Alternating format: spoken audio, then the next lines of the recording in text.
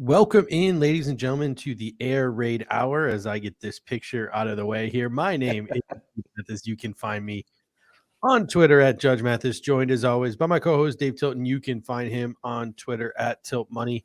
And it's draft season. It wouldn't be draft season without Kendall Mursky. You can find him on Twitter at Mursky Kendall. Together, we are the Bills guys. This is the Air Raid Hour presented by Cover One Sports Network and Picasso's Pizza. Head on over to picassospizza.net. They got 4 great Western New York locations: Williamsville, West Seneca, Lancaster, and Blaisdell. You can head online again, picassospizza.net. You can order pickup or delivery. If you're slightly out of range, do the old DoorDash. And if you are completely out of range, out of town or out of state, again, picassospizza.net.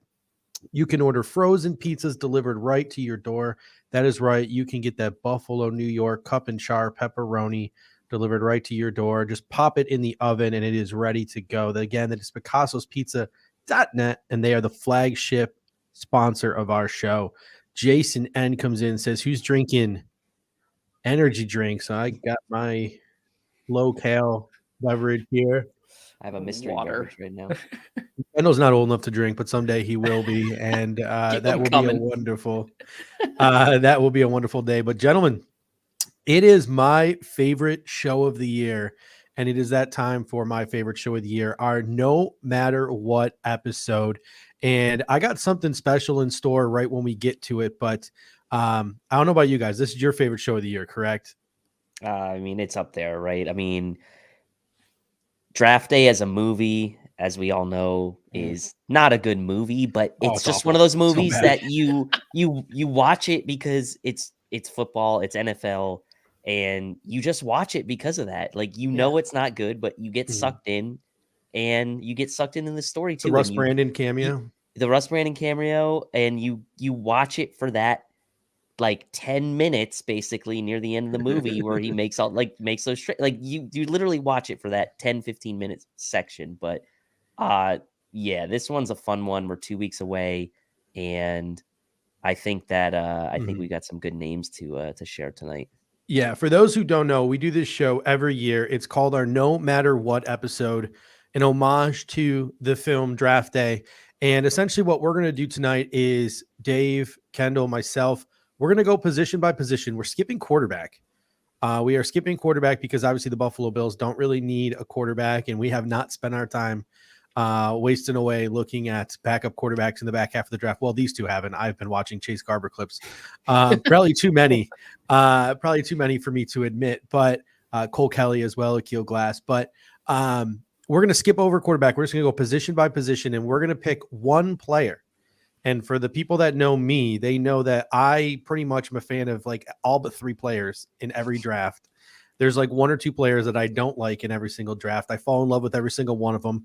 I think every single one of them is going to become a Pro Bowler. This time of year, I'm pulling like UDFAs out of my butt that I think are going to be future Hall of Famers. That's just who I am. That's how I'm wired. So tonight is an exercise for me because I just got to pick one. I just got to pick one, and you guys have to pick one as well. So by the end, I think we're going to have a nice board full of our guys here in this draft class. And let's kind of fill in the audience too. Like we're not sitting here going for all like first rounders with these, no matter what. Like we're doing a mixture of early round guys, mid round guys, late round guys. So when we start going through by position, I think there's 11 total for each of us. It's going to be a mixture, right? We kind of set a self-imposed rule to like maybe no more than like 2 or 3 first round guys out of the 11 or so that we have. And so, it's easy. It would be easy to say like, no matter what, all these first round guys, but that's not really what the point of this is, right? It's to kind of also reveal to you kind of our favorite prospects throughout like the draft, right? Early rounders, mid rounders, late rounders, and then kind of package it all up into this no matter what list of 11 guys, 1 at each position. So if we don't come out and say like, if we don't, none of us have, well, first how about this? So a couple of bits of news today. One guy who is going to show up on someone's list today, D'Angelo Malone, he had a private workout with the Buffalo Bills. The Buffalo Bills have also privately worked out Charleston Rambo. since we last spoke, and a top 30 visit has been confirmed for RB1. RB1, Kendall. He had to mute his microphone to contain his anger here. RB1, Breece Hall. But Breece Hall is not going to show up on our list. None of our lists have Breece Hall or Isaiah Spiller on it. So that just goes to show you sort of like it doesn't always have to be who we think is the best running back in the draft or the best receiver in the draft. It's sort of like our guy, the guy we've grown most attached to, a guy we think could be a really good fit, etc. For one reason or another, we've grown most attached to sort of this prospect, and we're willing to pound the table for this prospect if the value is right. Like, no one's going to be like, this should be the guy we take in the first round. So that's not quite the idea behind this exercise. So without further ado, let's get this thing kicked off here. And I got a little special introduction to get us started.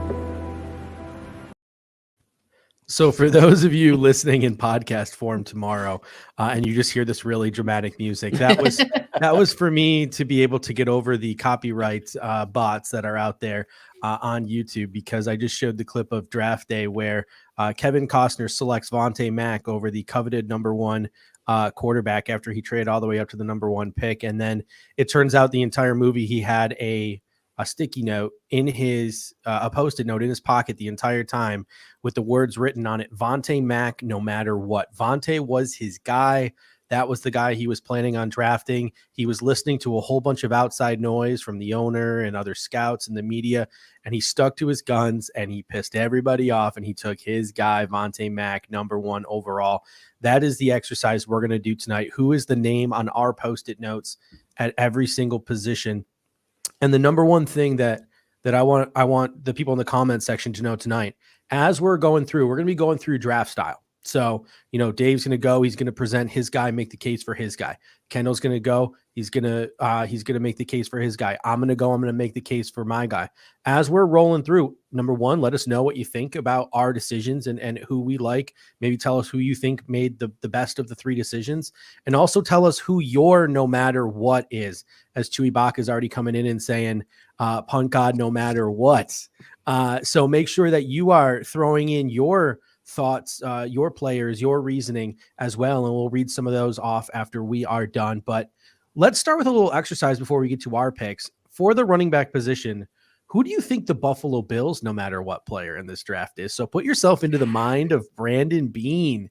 You've got a couple of pre-draft workouts so far. You got Breece Hall, Isaiah Spiller, James Cook coming in for top 30s. They met with Max Borghi at the Combine. Rachaad White's got the trifecta with a Senior Bowl Combine interview and a virtual interview. So a sort of trifecta there for Rachaad White. Anyone in the comment section? Chewy Baca says Breece Hall is the Bills guy. Jason N says Isaiah Spiller. Timothy S coming in saying James Cook. Kenneth Riggleman saying Rachaad White. John Herring. Maybe the Buffalo Bills are trying to hide their interest in Kenneth Walker by not even talking to him. Do you guys have anyone that you think the Buffalo Bills are honed in on? I would imagine it's got to be Breece Hall, but I don't know, right? I mean, the trifecta, not too much foreshadowing here, but the trifecta of Rachaad White is quite interesting to me. I think that what's interesting is the Bills have pretty much, outside of Kenneth Walker, they've pretty much hit on the top 5, 6. Although I don't know if we heard anything about them with Brian Robinson, but like 80% of like what people think are the top, 5, 6, 7 guys, they've done their diligence on them. So, all right, let's get to it then. We are going to start things off. Dave, you're going to start us off. Your first pick is going to come in after the chimes here. Your no matter what running back in this draft class.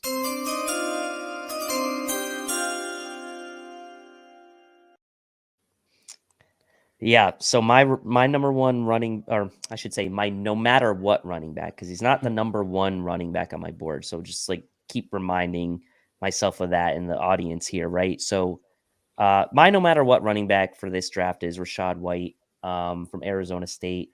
Obviously, he showed up pretty well in the Senior Bowl. We were kind of talking about him early on in the process, had a good conversation with Russ Brown about him as well.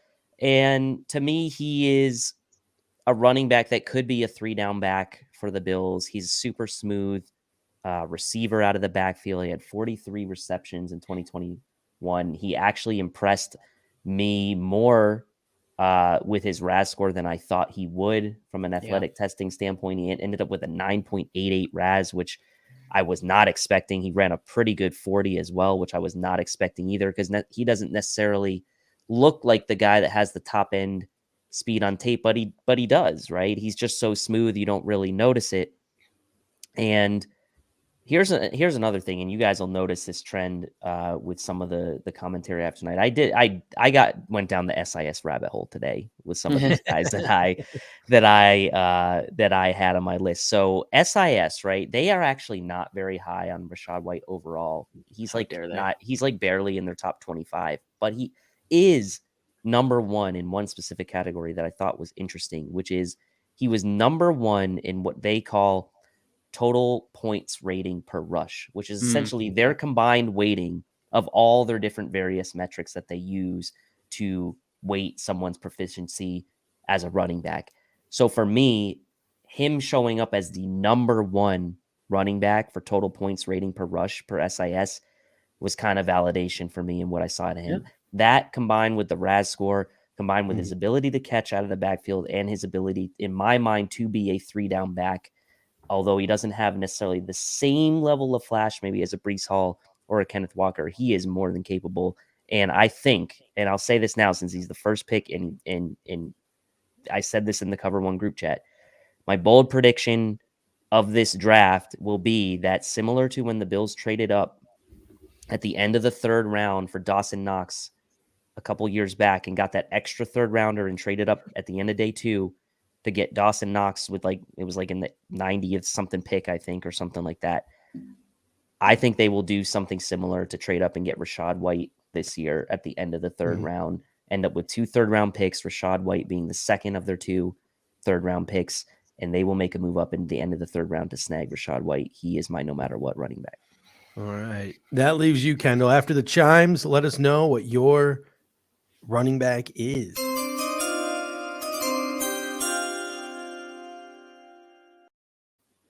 My no matter what running back is Brian Robinson Jr. out of Alabama. He he stands at 6'1" and 5/8", 225 pounds, and still managed to run a 4.53 40. And then on top of that, his 10-yard split, which should translate to his burst and his acceleration, is a 1.53 in the 93rd percentile. At that size with that combo, that is absolutely nutty. Super well-rounded player.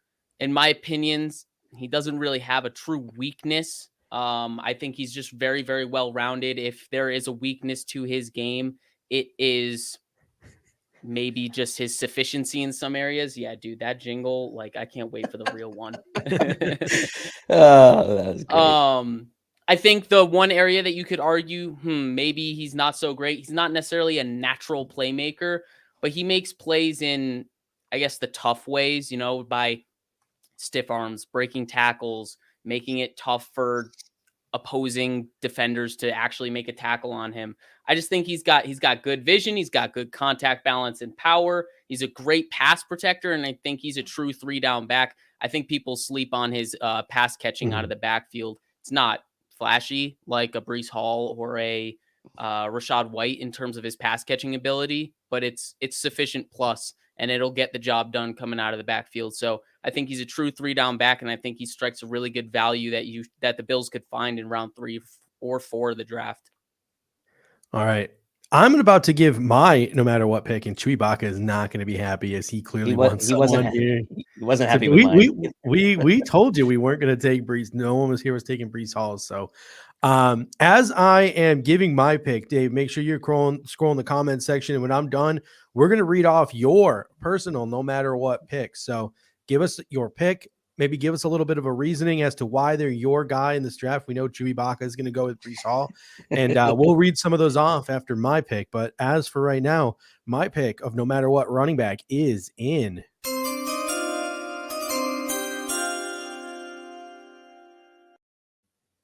My selection is North Carolina running back Ty Chandler, 5'11", 205 pounds. He's projected to go in the later rounds of this draft, but quite frankly, I have no idea why. He is the perfect fit for a team looking to run a zone blocking scheme. I think the Buffalo Bills are going to be looking to use a lot of zone blocking principles. So I think a player like Ty Chandler could be a perfect fit here. He's got vision. He's got quick and decisive footwork. His short area burst and acceleration is absolutely incredible. 1.46 10-yard split. That's elite 10-yard split numbers. And you can tell when you watch, tape on him, his speed destroys angles. Like, he is really good in that short area. An 8.81 RAS. This is sans agility. A lot of players have sort of been opting out of the agility drills this year. So this is an 8.18 RAS sans agility, but a 4.38 40, and he shows it. He's got breakaway speed. He had a really good Shrine Week. To me, he's this year's Elijah Mitchell in this draft. Obviously a little bit lighter, but I'm just saying in terms of a guy who can step in the later rounds, and I think can contribute right away. The concerns for him, obviously he's not going to be your power running back on any offense. So you're going to need a complement to him to do that sort of stuff. And he needs work. He still needs work, and he's still improving as a pass blocker because he's oftentimes used on passing downs as a receiver because he's so damn good at it. So Ty Chandler is my no matter what pick. All right. Who we got in the comment section? Who are people going through? Got a lot of James Cook, a lot of Breece Hall. We've got John Herring saying if we're going running back later, James Cook. We've got a couple people had mentioned Borgie earlier. But honestly, between I think we also had a couple people mention Spiller. Pierre Strong is another popular one. The thing that's interesting is, like, we're talking about these guys, right, in the sense of like the value as well and where you can get them, right? I think that's probably why none of us necessarily picked Breece Hall, even though we do like him. And that's why, like, Charles G comes in here and says Pierre Strong. Like, that's an interesting value proposition, right? Because we also got some Kenneth Walker from Chewy Baca, B-Dom, Haller Walker, and like, we love those guys. But I think when we're coming up with the no matter what's, it's like, well, that's probably a guy you're going to have to take in the first round, most likely, if you're going to take him. So I think that's where we ended up. But I like these names. Another one, Ronald Ringler says Walker. Hey, Trey Morris here agrees with you, Judge. Ty Chandler is the guy. He mentioned his name twice. He keeps mentioning it. So yeah, we got a lot of, what's interesting? No one's mentioned the guy that you were kind of fond of early on and you still are in Tyler Beatty. No one's mentioned his name yet. So that's interesting to me. Another name that really hasn't been mentioned yet is Hassan Haskins hasn't been mentioned. Kyron Williams hasn't been mentioned. Teammate of James Cook, Zamir White. I think maybe someone. I think there was one Zamir White in there. Yeah, one person mentioned Zamir. And yeah, but there's a lot, right? I think it's interesting when I first was starting to like look into running backs, I texted you guys and I was like, this running back class sucks, right, guys? And you're like, actually, not really. It's just the top three aren't as good as the top three from last year, which is fair. I mean, the top three from last year were really good. But this running back class is deep. There's a lot of value depending on where you want to, where your point of entry is in the draft here. And so here's a Jaquandre White. Randy, we know would be on that one. So yeah, I mean, a lot of opinion on running back, obviously. All right, let's transition it now to wide receiver. And Dave, you are once again on the clock. Our no matter what wide receivers.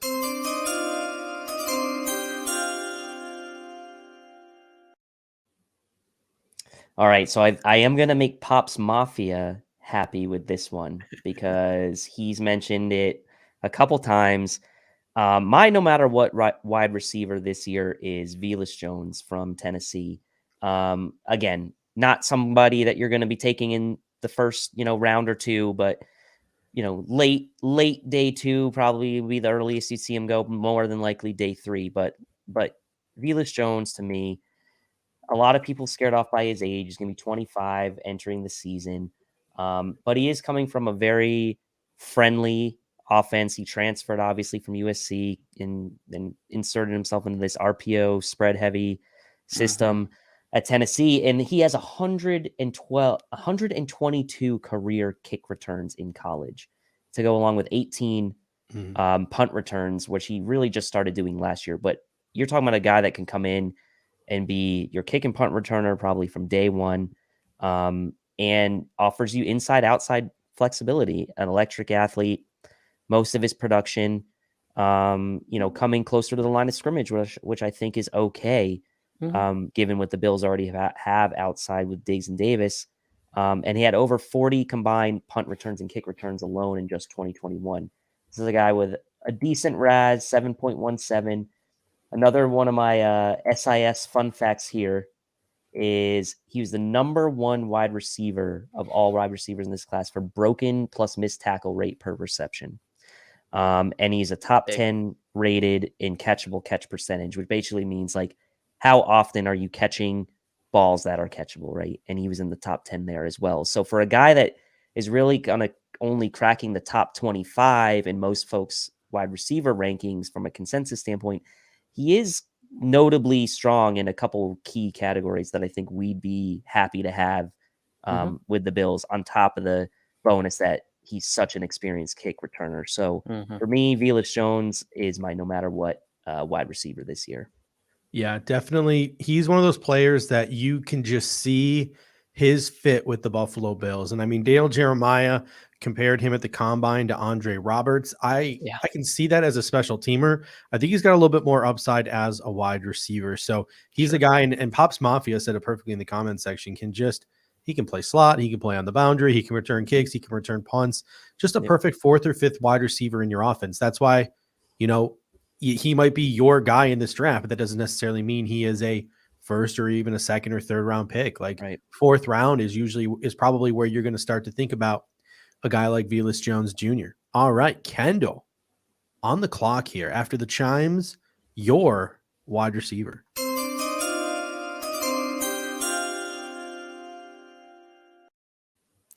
My no matter what wide receiver is Jahan Dotson from Penn State. 5'10", 5/8 inches, 178 pounds, ran a 4.43 40 in the 89th percentile. In my opinion, he's got the best hands in the draft. He only had 2 drops this past year at 2.2 drop percentage. And then in his career, he's only had 10. His career is 5.2 drop percentage. I mean, he is just really natural catching the football. He's very versatile. He can play out wide. He can play in the slot. I think a lot of people are projecting him to just be a slot wide receiver, but I think he's someone that has the versatility to do both, especially if he puts a little bit more weight on his frame. I think he'll be absolutely golden to do both. He's just a natural separator via speed, via route running nuance, pacing, crisp cuts at the top of the routes, finding spacing versus zone. He's very QB friendly. He knows what he's doing out there. He's very NFL ready. I love Jahan Dotson, probably the first borderline 1st round caliber player that we've talked about so far. But who knows? Maybe he'll slide into middle of that 2nd round and the Bills have to trade up for him or something like that. But I think he's creeping up into that 1st round conversation. I'll tell you what, locally here in Arizona, ever since that Peter Schrager report has come out about the 5 receivers in the top 20, who everyone's darling is here now out here in the desert at pick number 23, 2 picks before us.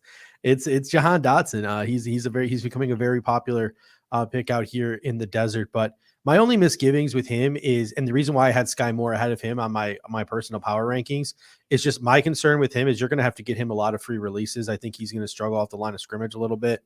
in the National Football League with his stature, but he's been comped to Emmanuel Sanders, and I think that's a pretty good comp for him. A guy who he can work on the inside, he can work on the outside, just a playmaker with the ball in his hands, some really good hands. So big fan of Jahan Dotson. All right, let us know who your guy is, and I'm going to give my pick here for my no matter what wide receiver after the chimes, and then we will read off some of yours.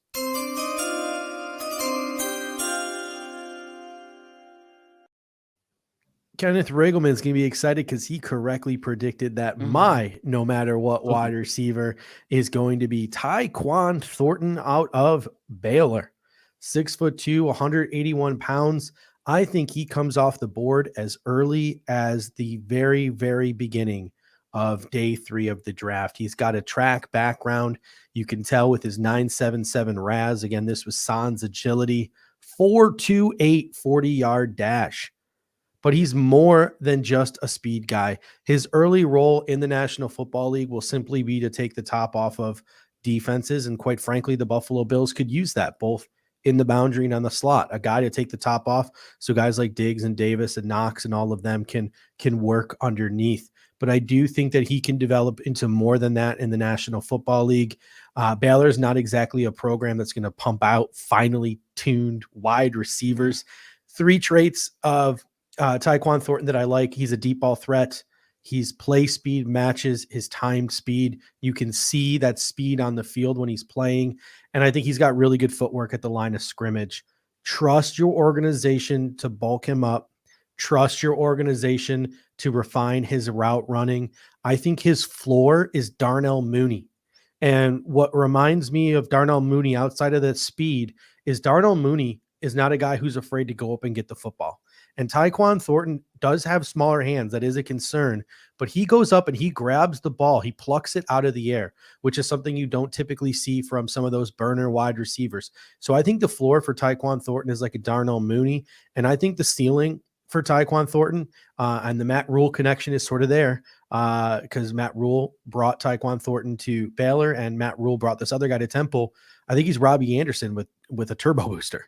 I really do see that in Tyquan Thornton's game. So I am very high on Tyquan Thornton. I would take him as early as the 3rd round of the NFL draft.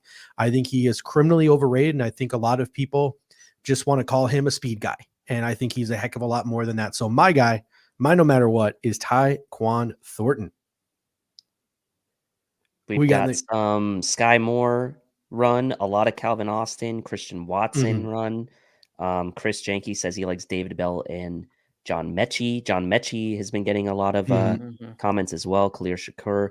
It really is pretty fascinating, right? Because like these are a ton of good names that people are mentioning, and I can't argue with any of you guys if you like them. They're all good picks, and this wide receiver class is super interesting, right? Like you said, Steve, like we kind of gravitate towards certain guys, and we kind of tend to stick with them, but all of these names are great. Like any of the names the 3 of us mentioned, Jason knows I like Romeo Doubs since before the Senior Bowl, and he didn't make my final list. So like there's tons of guys out there that we like, and people know that. I think already Calvin Austin, yes, of course, and man, lot of good names coming through. And I'm glad that Jason did mention Romeo because we got Bills Are Electric coming in saying, pass the crystal ball.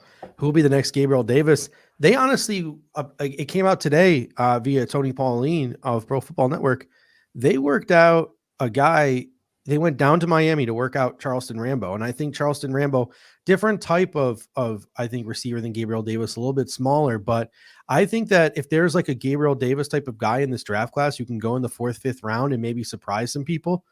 Charleston Rambo is a guy like that. He's, even though he's a 4.57 40 guy, tracks the ball really well, gets down the field, really good in and out of his cuts. Via numerous scouting reports that I read, went from Oklahoma to Miami. He had some drop issues, but he fixed that when he got to Miami. Kendall, have you had a chance to look at Charleston Rambo at length yet? No, that was actually like one of the next things that I was going to do because of the news. I was going to do that today, but I got busy before the show. Yeah, that's probably going to be the next guy that I watch this weekend before cracking open the film to prepare for the film room too. So yeah, Charleston Rambo is definitely on the docket for sure. Elshar coming in saying George Pickens hasn't been mentioned yet. He could end up being one of the best wide receivers in this class. I mean, the guy probably would have been a bona fide top 15, top 20 pick before he tore his ACL. I mean, obviously, we can't predict what kind of season he would have had at Georgia, how the pre-draft process would have worked out for him if he hadn't torn that ACL. But a lot of people do think that George Pickens could be one of the steals of this draft. And it was just that injury and just the fact that he played very limited snaps towards the end of the year in the college football playoff is going to get him underdrafted, and he could be a steal for somebody. All right, gentlemen, on to tight ends. And we're going to start with Dave. After the chimes, let us know who is your no matter what tight end in this draft class.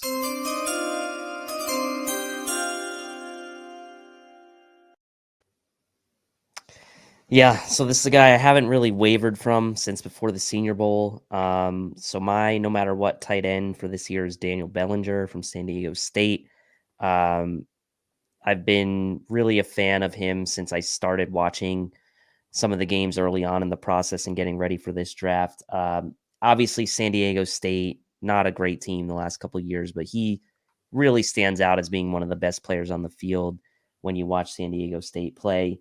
No disrespect to the punt god, but look, he is another guy that surprised me with his athletic testing. I did not expect Daniel Bellinger to be a 9.65 RAS. I thought he would test okay. Didn't expect him to be a bum, but that athletic ability really showed out in his testing.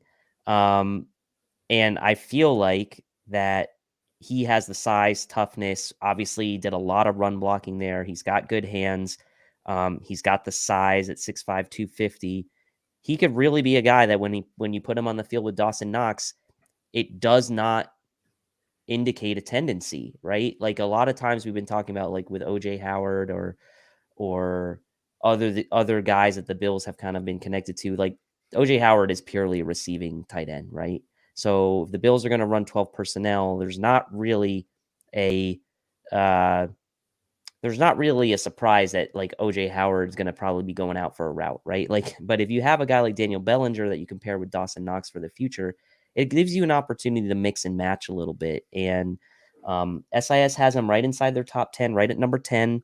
They're higher on him than most compared to PFF and TDN. But again, another guy for the right value. If you end up keeping your 2 6th-round picks and he's sitting there, I think it's incredible value to take a guy like Bellinger there with one of your 6th-round picks. So for me, Daniel Bellinger's the guy. And the reason why I'm putting him here in combination with kind of the value that I'm looking is because I've kind of settled on if the Bills are going to invest in a tight end, for me, it probably, shouldn't be anything more than mid to late day 3. And that's just my opinion. And that's why I think he fits for me. Yeah, Chewy Baca comes in and says, nice pick, Dave. What round? I think most people project him as maybe 6th or 7th round pick. Yeah. I think with those athletic testing numbers, you could see him go round 4 or 5. I could see him in the 5th for sure. Yeah, I mean, definitely. All right. So, Kendall, you are up next after the chimes. Who is your no matter what tight end in this draft class?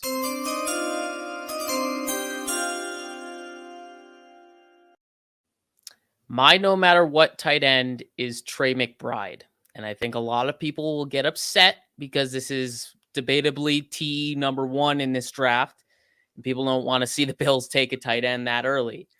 I agree. I'm not going to lie. I didn't want to overlap with Judge and Tilt, and they picked my 2 value picks. So I took my favorite who's outside of that value. And Trey McBride, in my opinion, is the best all-around tight end in this draft. He was asked to inline block for Colorado State a lot. He was asked to be flexed out wide. He was arguably their best offensive weapon. He's very sure-handed in the passing game, super strong hands, and he's nasty in the running game. I really like him. He's 6'3", 246 pounds, ran a 4.56 40. Good combo of size and speed.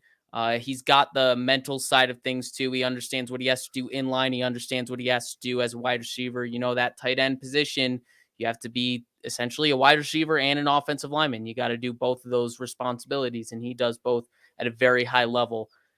I don't think the Bills will go ahead and pull the trigger on someone like him as early as they probably will have to, but they have done their homework on Trey McBride. And if they did do that, I think he's easily the best tight end 2 that we could get from this draft, and he would arguably be a reason to leverage your bets against Dawson Knox, which I hope doesn't even happen. But, if you go that route, I think the fan base would feel a little bit better about losing Dawson Knox, because I really think they would really appreciate what Trey McBride does on a holistic level, because he is an all-around stud. Yeah, I mean, he's had a virtual meeting with the Buffalo Bills. He met with them at the Combine. I think the Bills, I mean, you mentioned seeing the Bills scouts at the Colorado State Pro Day. When you were there, you saw some Bills personnel in the box with you. But to me, I think a lot of the homework that they did on him might have been before they went out and signed OJ Howard. But at the same time, you do have to consider the fact that the tight end contracts are flying through the roof right now. Wild. And Dawson Knox is a pending UDFA. So Bean has shown he's willing to draft players high that might not have the clearest of roles the year they are drafted. So that I think a lot of fans would be upset with the pick, but I agree. Shouldn't be upset with the player. They have every reason to be upset with the pick. Yeah. I kind of got pigeonholed into it, but that's okay. I wanted to pick my favorite tight end. And that's he is my favorite tight end. Is about. This is what the whole Kendall did take mostly first and second rounders. I would say he had the most. First and second probably definitely picked the most high end player for sure. Yeah, I came in the middle, and Judge probably took the most. You know me, I take all the. I had to go through and switch some to make mine not like just a bargain bin list. So, all right, my pick is up, and then we will read some of your guys. Your tight end, no matter what. And one of the really funny comments I saw was, no matter what, don't take a tight end. Yeah, I saw it too. Somebody had in the comment section. So my pick is in.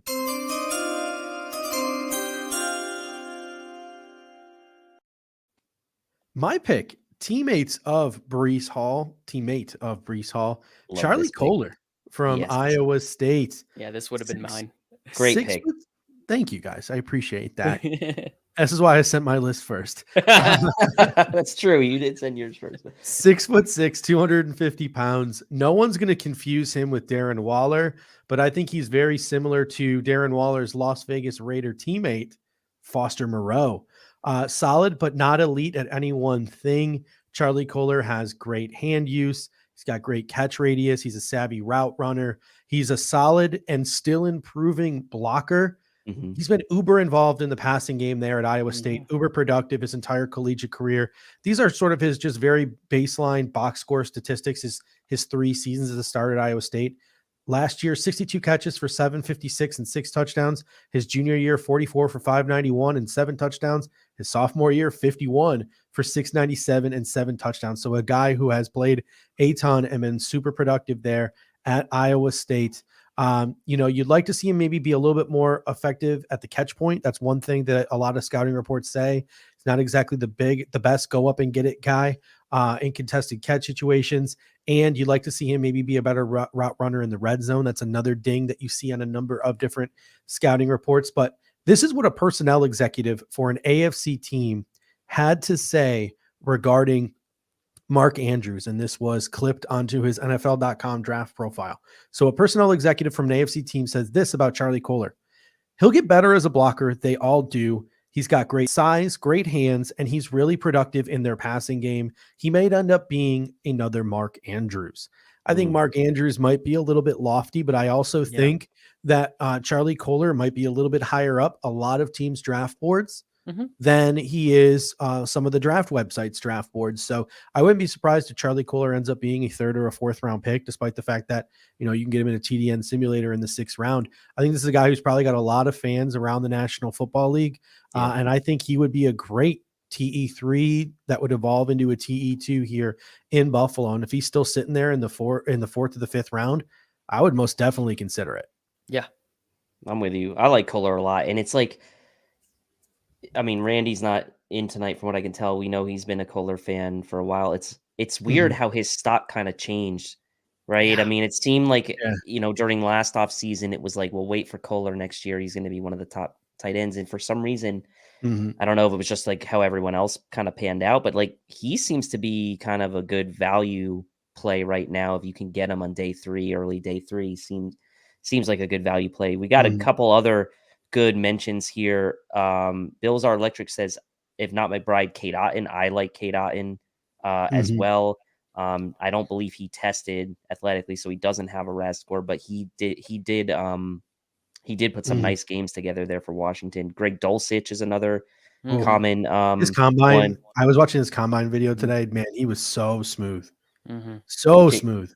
Judge, you're a guy that you kind of like. Jake Ferguson has been mentioned. Jeremy Ruckert, who I like, has been mentioned, who also famously said the Bills are the only New York team. So a lot of Bills Mafia are liking James Ruckert.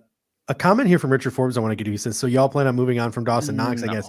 Not at all. We're doing every position except for quarterback. So we got to pick somebody. That's why me and Dave sort of went for the values, and Kendall went for, since we took his 2 favorite value guys, he went for his favorite player. Kenneth Regelman comes in with Cole Turner.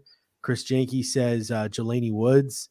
Jim Wicken says James Mitchell, a guy from Virginia Tech, who the Buffalo Bills are bringing in for a top 30 workout. So this is us just naming off some tight ends, and the Bills are clearly sniffing around tight ends. So unless Brandon Beane is putting on an elaborate ruse to try to get teams to take all these tight ends, I think that tight end is a real possibility in this draft. And Chris Janke comes in and says, stop shopping. Our judge shops at the Dollar General. I'm about to get to some names. I saved my names for the defense. Don't you worry. I saved some of my names for the defense, but let's move on now to offensive line. And what we did here for offensive line was, instead of saying 1 tackle, 1 guard, 1 center, what we did was we just allowed ourselves 3 offensive linemen.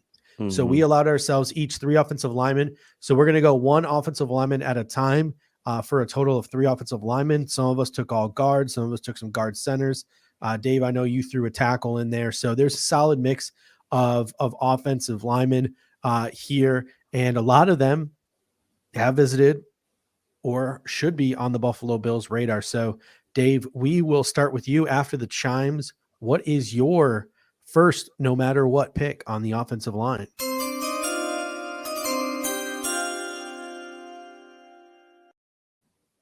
All right, guys. I mean, this has been a guy I've been kind of, quote, pounding the table for a while, and I think he's actually gotten a pretty good amount of steam and run in the Bills Mafia community. Obviously started with kind of the run up to the Senior Bowl, but Zion Johnson to me, and we're talking about a couple guys that we've put into our list that we put for first round no matter what's, like Zion Johnson to me, he checks the boxes, right? And I've mentioned this, we've all talked about this, like the Bills guard situation beyond 2022 is still a bit murky, right? Is Ryan Bates going to move back to left guard if Roger Saffold is gone? Is he going to stick at right guard? Is there going to be other competition brought in for Ryan Bates at right guard? Probably not with what you're paying him for, but you really don't know. You also are kind of hoping that his, sample size of games that he played well in last year continues now that you have him for 4 years, which is really effectively a 2-year deal, but still, left guard is still an issue potentially beyond 2022. And why not shore up that left guard spot and give yourself 5 starting linemen for the next 2 years beyond 2022 that you're going to have going into even before free agency, right? If you could tell yourself you're going to have Deion Dawkins, Zion Johnson, Mitch Morse, Ryan Bates, and Spencer Brown as your starting 5, and you didn't have to touch that for 2-3 years, I think a lot of people would be kind of okay with that. He's going to come in. He's probably going to be left guard right away, right? And so here's another. I told you guys we're doing the SAS thing. Interesting stat from them. Lowest, what they call blown block percentage of any guard in the class. So that's essentially they measure whether or not an offensive lineman, quote, blows a block or allows a lineman to a defender to come through, and they kind of grade the block, the individual block. And he had the lowest blown block percentage of any guard in the class. It was like 0.03% or 0.3%, something like that. He's their number 2 overall guard.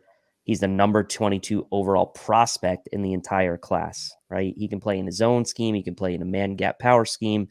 Good anchor, good hands.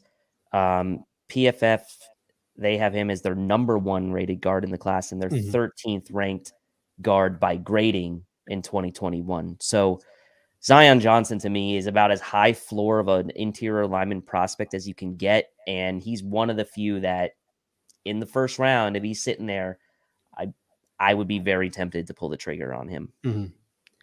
All right, Kendall, your no matter what after the chimes.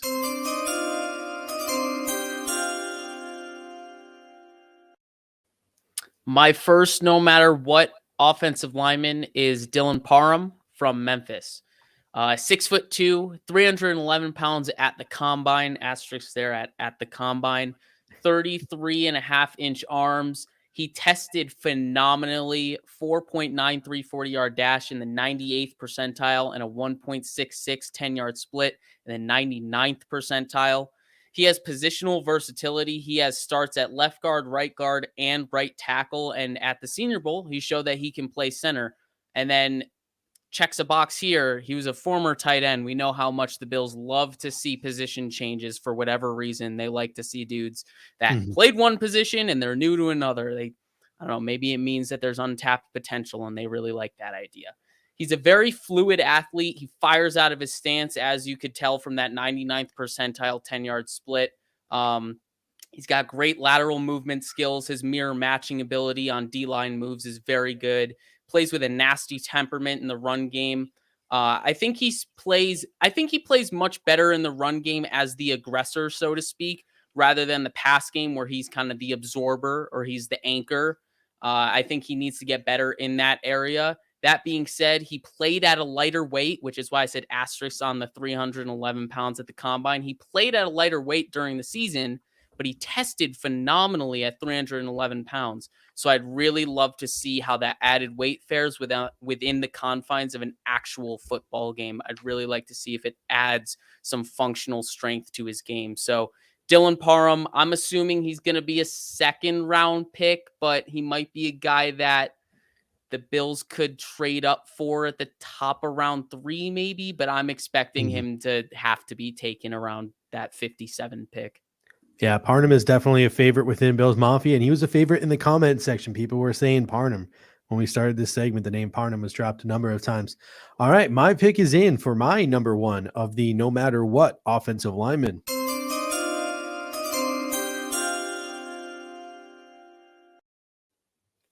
Like Dave, I am going with a fringe first-round prospect, and that is Kenyon Green out of Texas A&M, 6'4", 323 pounds. Sometimes you just don't overthink it. This guy was a 2-time consensus All-American in college.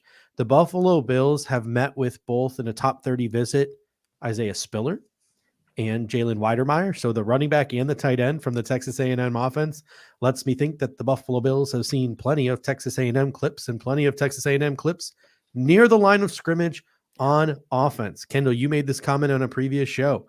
Isaiah Spiller knew exactly who to run behind on that Texas A&M offensive line. Kenyon Green has fantastic size, power, length. He's athletic for his size, one of the strongest offensive linemen in the draft. He can neutralize guys with just simply a strike. He's got really good short set anchor, which is best for a zone scheme. He played all over the line at A&M, so you know he's got high football IQ. That's something that Aaron Kromer looks for. He's a plug-and-play offensive guard from day one. His best fit is likely left guard. The concerns that you have for a Kenyon Green, speed rushers, which is exactly why you kick him inside, and his hand usage, which is exactly why you pay a coach like Aaron Kromer to teach him up. Comp I'm seeing a lot of that I really like, Damian Woody. So a little bit of a throwback comp there. I think that Kenyon Green rightfully should be in play as early as pick number 25. So I think he is a guy that's I think he's a guy the Buffalo Bills will consider at 25. Do you think he's in play at 25, guys? I think he is. Yeah, Exactly. He should be. That's probably the best way to put it. He should be, but it's always going to depend on the board. All right, let's get through these offensive linemen. Our second pick for the offensive line, our second round of no matter what here. The pick is in for Dave.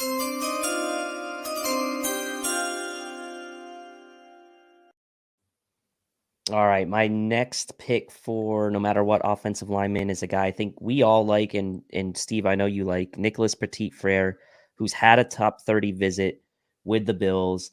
He is a very athletic, although he didn't test as great on the RAS 6.27, but most scouting reports will describe him as being an athletic tackle who actually impresses in the run game maybe just as much as he does in pass protection. He's had some ups and downs with his pass protection, but in his performance in the run game is really second to none, and is described as having really great lateral agility, athleticism, and hand usage. So you feel like you can work on some of those inconsistencies with the right coaching staff on that pass protection, but you're not going to get a more energetic, high motor, finishing your blocks type of guy at the tackle position than you will with Nicholas Petit-Frere. And obviously playing for a big time program there in Ohio State, he was the number one tackle per SIS in what they call positive points run behind. So this is a positive percentage. So it's a percentage of carries with a positive expected points added, which is the running back metric. He was the number one tackle for points for running backs that ran behind him. So in the run game, it clearly shows that, like you said, with Kenyon Green, that's what they're doing at Ohio State with Nicholas Petit-Frere. They're running behind him as well. And you obviously get that package with an upside as a left tackle from a pass blocking standpoint, which does need a little bit of cleaning up. But when he's on, he's good. It's just been inconsistent to this point. But as a mid-round guy, the Bills do need to add another tackle, I believe, at some point, because you only have 3 on the roster. I know they signed Bobby Hart, but likely just to get bodies in the door. Yeah. Petit-Frere really could be the long-term backup option to a guy like Dion Dawkins, where Tommy Doyle can really kind of maybe settle in as that swing tackle or right tackle backup. So Nicholas Petit-Frere on my list. Yeah, and believe it or not, I didn't fight you for it. I sent my list in first. Yeah. Nicholas Petit-Frere was not on it, so he was left for you. I like Petit-Frere. I don't like him as much as some of my top tier guys, but the role for him in year one, I think, is just perfect. Like, he is the backup left tackle. He is the backup left guard, and you feel a heck of a lot better if Dion Dawkins gets hurt or Roger Saffold gets hurt with Nicholas Petit-Frere sitting there as your backup left tackle and left guard. So to me, if he's sitting there in the third round, you pull the trigger. You don't even think about it. Obviously, depending on how the first 2 rounds go and who else is on the board. Kendall, your second offensive lineman in there on your no matter what list.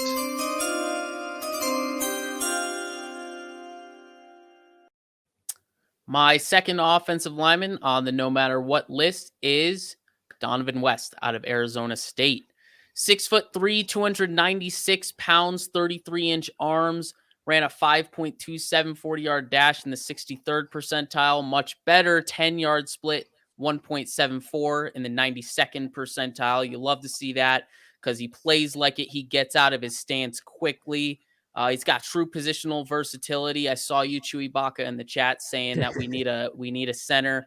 Donovan West is that. He is a center, but he's got true positional versatility. He has starts at left guard, center, and right guard. That being said, Parham has some experience at center as well. He's a fluid athlete. West is. He's a very fluid athlete. Like I said, he fires out of his stance. He's got really good body control and flexibility, knows how to bend at the ankles and the knees. He's not a waist bender or a lunger or anything like that. You love to see that. He's got good lateral movement skills, ability to mirror match those defensive line moves. Not the same level as Parham, but it's still good. It's still admirable. Hand placement can get a little bit better. Thing I did like about it was that he was kind of a little bit low, which is kind of what Aaron Cromer likes to preach. He wants hand leverage, not necessarily body leverage, but he plays with very good leverage. He gets lower than the defender. Low man wins. Everyone knows that. But once he latches on, Donovan West does not let go. He's got great grip strength, and once he latches on, he sustains that block very, very well. My one thing with him is that he will probably need to put on a little bit of weight. 296 is just a little too light. For the center position, it's fine. It's sufficient. But if he's going to be playing guard, he's going to need to add some functional strength to his frame, and that could come via weight. That being said, he's very comfortable playing in a heavy RPO zone running offense at Arizona State, which is what we expect the Buffalo Bills to do in 2022. So I think he'd be a good fit as a backup center and potentially developmental guard in the Buffalo Bills system. And I'm projecting probably like a 4th round pick on him. I think he might go before 130, but I think 130 is probably that sweet spot. Yeah, one of my favorite players in this draft. He didn't make my list, but he's definitely high up there. One of my favorite guys in the back half of this draft. All right, my pick is in for my second, no matter what, offensive lineman.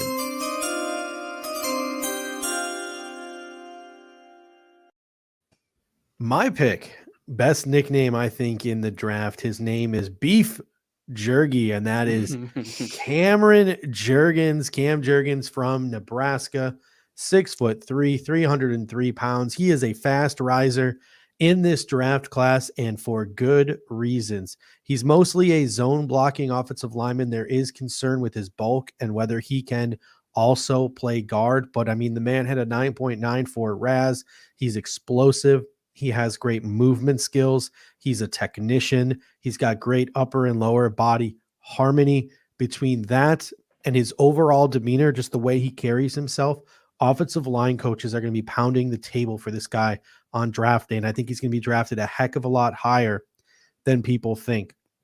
That being said, he does need to be drafted into the right situation, and I think Buffalo is a really good situation because I think they have the two things that he needs. Number one, he needs a good strength coach, a strength coach who's going to help him add bulk to that 6'3", 303 pound frame without losing explosiveness and movement skills, and he's going to need help with the finer points of pass protection because that Nebraska offense was kind of hinky, and that's what Aaron Cromer is here for. To me, Cam Jurgens is a bona fide day 2 pick and a starting center in the National Football League. Whether the Buffalo Bills want to take that risk or want to use that kind of, I don't want to say risk, but I want to use that kind of, whether the Bills want to use that kind of capital on a guy with Mitch Morse just getting extended, I don't know, but I think he fits in perfectly with what the Buffalo Bills want to do here. And I had Luke Wattenberg on my list, and I took him off because Kendall took so many first and second rounders that I had to beef up my list with. Come on, you can still talk about those late guys because those late guys. I love Luke. I'll save that for Monday when we do our day 3 show. So I actually took Luke Wattenberg off my list. He's not even my last one. So it was sad to have to see him go, but I had to keep up with Kendall's list here. Oh, come on. When in doubt, blame Kendall. All right. Dave's third offensive line pick is in.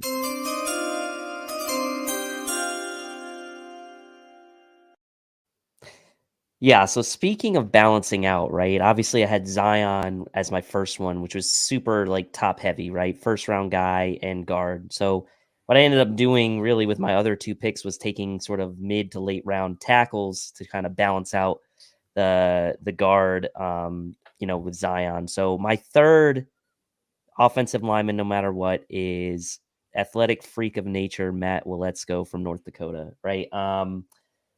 Bills went to the small school route last year with Spencer Brown, athletic freak, and look what that turned into, right? The demeanor was there. They invested in the traits early in the 3rd round. I'm not saying Matt Waletzko is going to be a 3rd rounder. I'm just saying the parallels are somewhat there. North Dakota runs a zone-based scheme, so it'd be a nice fit for the Bills. He's inside SIS's top 25 tackles, which, based on the 3-year average that Steve was able to pull out there, 23 average offensive tackles get picked in the last 3 years. So he's right on the cusp there based on their ranking of being a draftable prospect. And I think he will be drafted. Obviously, the major question with him is the lower body strength and the ability to run block. But the Bills could do worse than a late round freak like this, right? Could be a backup to Deion Dawkins. He was actually PFF's 42nd ranked overall tackle in 2021 grade-wise and was 57th in 2020. So he's inside the top 60 of all tackles both years from a grading standpoint, which is not bad, right? The length and strength are there. And you just have to, like Steve said, make sure he gets into the right situation. And being from that zone scheme in North Dakota, being that athlete, right? I feel like the Bills are a good fit for him. And potentially maybe, again, if they keep both of those 6th rounders, I could see them investing in a guy like Matt Waletzko if they haven't taken a tackle yet to that point. Could be a nice option.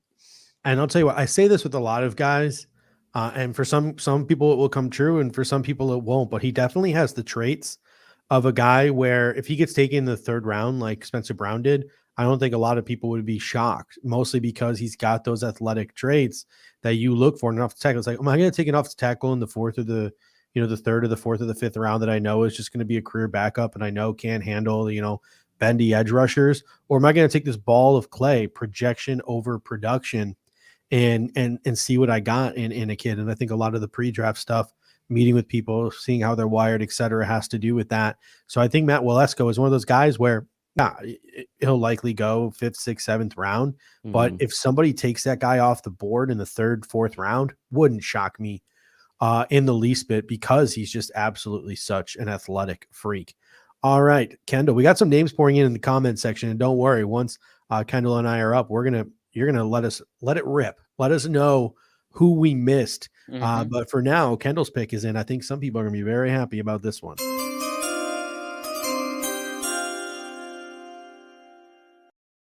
All right, my final offensive lineman, no matter what, is Lecitus Smith from Virginia Tech. 6'3", 314 pounds. He's got short arms, 31 7/8 inch arms. He ran a 5.18 40-yard dash in the 80th percentile, and I got his 10-yard split wrong with a typo, but it's in the 79th percentile. I saw 1.19. I'm like, that's not right. No one can do that. I'll get that later. Anyways, he will be 24 at the start of the season, so I guess you could use that as a knock in a sense. He played predominantly left guard for Virginia Tech, another former tight end, checks that box. Good football IQ. He plays with really good leverage. Kind of has to with those shorter arms. He has to find ways to win, and he wins with leverage and strength. But he also plays with great timing, understanding of how the defense is trying to attack him, and mitigating that by just knowing what they're going to do and being technically sound. He shows really good movement skills. He hops out of his stance quickly. Plays with really good balance and body control, in my opinion. He has good flexibility, helps him in this regard in terms of the balance and the body control.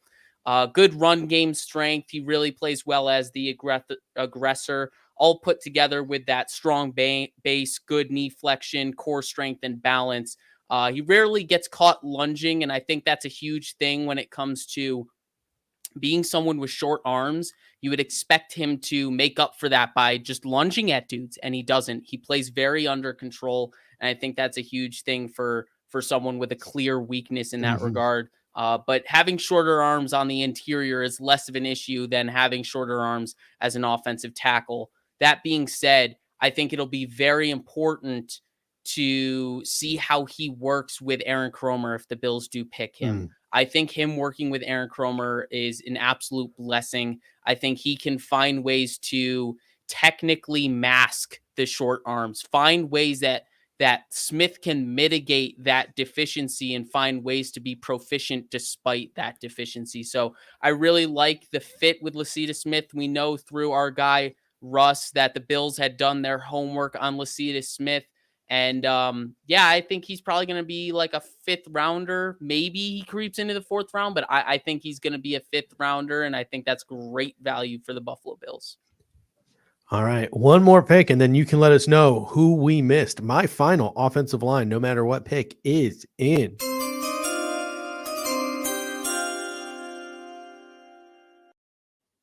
My final offensive lineman comes from the University of Kentucky. It is Luke Fortner, 6'4", 307 pounds. He is quick. He is athletic. He is a smart football player. Now, typically he would look like your zone type of offensive lineman at 6'4", 307 pounds. But, I think he can be scheme diverse because of his movement skills. He is a really good football player at the second level, solid recovery and flexibility skills as well. With all the zone players like Luke Fortner, obviously adding strength is going to be number one. He's going to have to become better at anchoring, and he's going to have to work on his leverage. But just like I had said previously with Cam Jurgens, the two things that you need for a guy like Luke Fortner is in whatever environment he lands. Buffalo has good strength coach who can add bulk without losing that athleticism that he has, and an offensive line coach that can work with him on those leverage issues. A guy like Aaron Kromer. Kromer has ties to the University of Kentucky. Their former OC, who is now the Rams offensive coordinator, Liam Cohen, and Kromer are connected. And I think that Luke Fortner has similarities to some guys that Kromer has drafted in the past to the LA Rams, guys like Brian Allen and Austin Blythe. I think he is in that mold. I project him to go somewhere between the 4th and the 5th round. Maybe he creeps into the 3rd. I am a really big fan of Luke Fortner, so I'm going to round it off. And my final list will be Kenyon Green, Cam Jurgens, and Luke Fortner. Yes, these were two big ones that were left off. Cole Strange and I almost put Cole Strange. I almost texted you and said take Petit Frere off and put Cole Strange, but I didn't. I was like, I'm not going to change it twice. I almost did the same thing honorable mention. Yeah, they both should be honorable mentions, but those are good names. Mm-hmm. We got some names here from Bills Mafia: Luke Goetke, Zach Tom, Cam Jurgens, who you mentioned already. Yeah, Judge, but Luke Goetke and Zach Tom. A lot of people like Zach Tom, right? He played left tackle and center at Wake. He's a poor man's Charlie Cross, man. He's a poor man's Charlie Cross. Like athletically, they line up. A guy like Zach Tom could go off the board a lot sooner than people think. We've got Cade Mays as another name. Tyler Smith is someone we hadn't mentioned yet, who a lot of people really like. So Chris there's Paul a lot of too. That was tough for me to Aaron leave Quinn, off. Aaron Quinn's favorite, Chris Paul. Mm-hmm. Yeah, I mean, the fact of the matter is that again, Deep we class. like a lot. I mean, and we're talking about combined group of tackles, guards, and centers, right? So there's a ton of guys that you can talk about. And so I like these names. Like we didn't even mention a guy that's another sort of upside guy, Dari Rosenthal from Kentucky, right? We didn't mention him. We didn't even mention Thayer Munford, who's Nicholas Petit-Frere's teammate at Ohio State. There's a bunch of guys. I mean, Ed Ingram is a guy that a lot of people think is a good fit for the Bills, coming from LSU as that kind of zone scheme guard type. So, I mean, Sean Ryan, we didn't mention either, who's sort of almost making my list, but tons of guys. I mean, again, so many good names out there that we just couldn't, with only 3 each, just couldn't put them all. All right, let's shift our no matter what list now to the defensive side of the football, and we're going to start with edge rushers. Dave, you are on the clock with your first pick here. Well, who is your no matter what edge rusher in this class?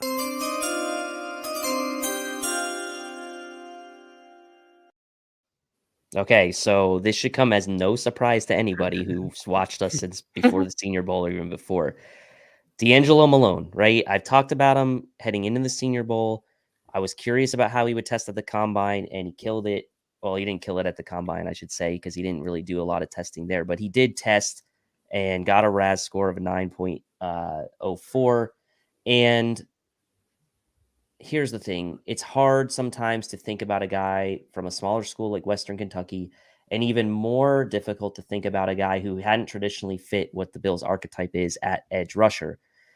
Since they've signed Von Miller, we've kind of maybe opened the door back up to going to more of this bendier type archetype as an option for them. So the question you ask yourself is this archetype an option for the Bills now in the draft, or is Von Miller a unicorn and the Bills were just like, we cannot pass up a guy like Von Miller to bring onto this football team, even though he's not necessarily the typical type of archetype we go after.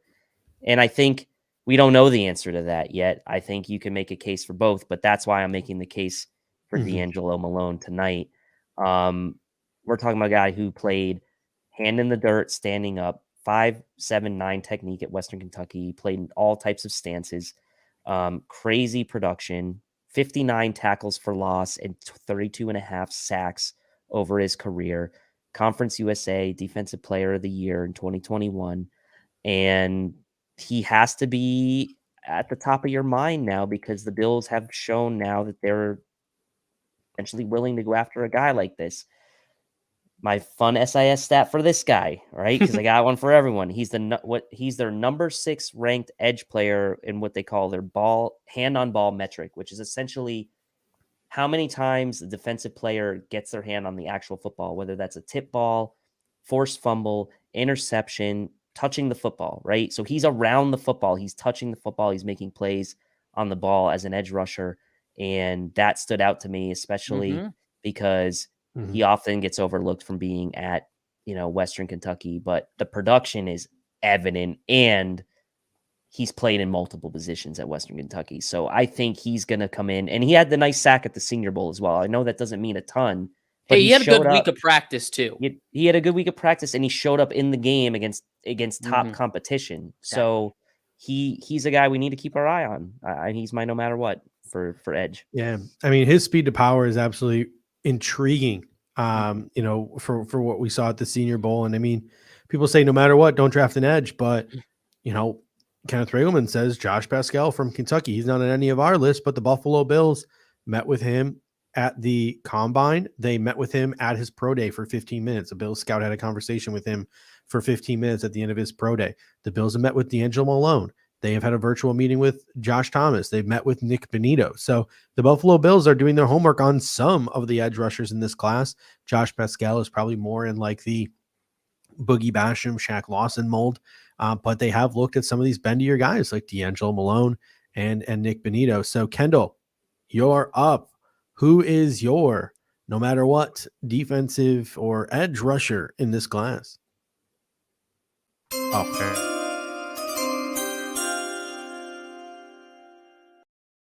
Little late on the trigger there. Yeah, it's Pavlov's dog. You got to wait before you can make the pick for the chime. Seriously, I needed my treat, man.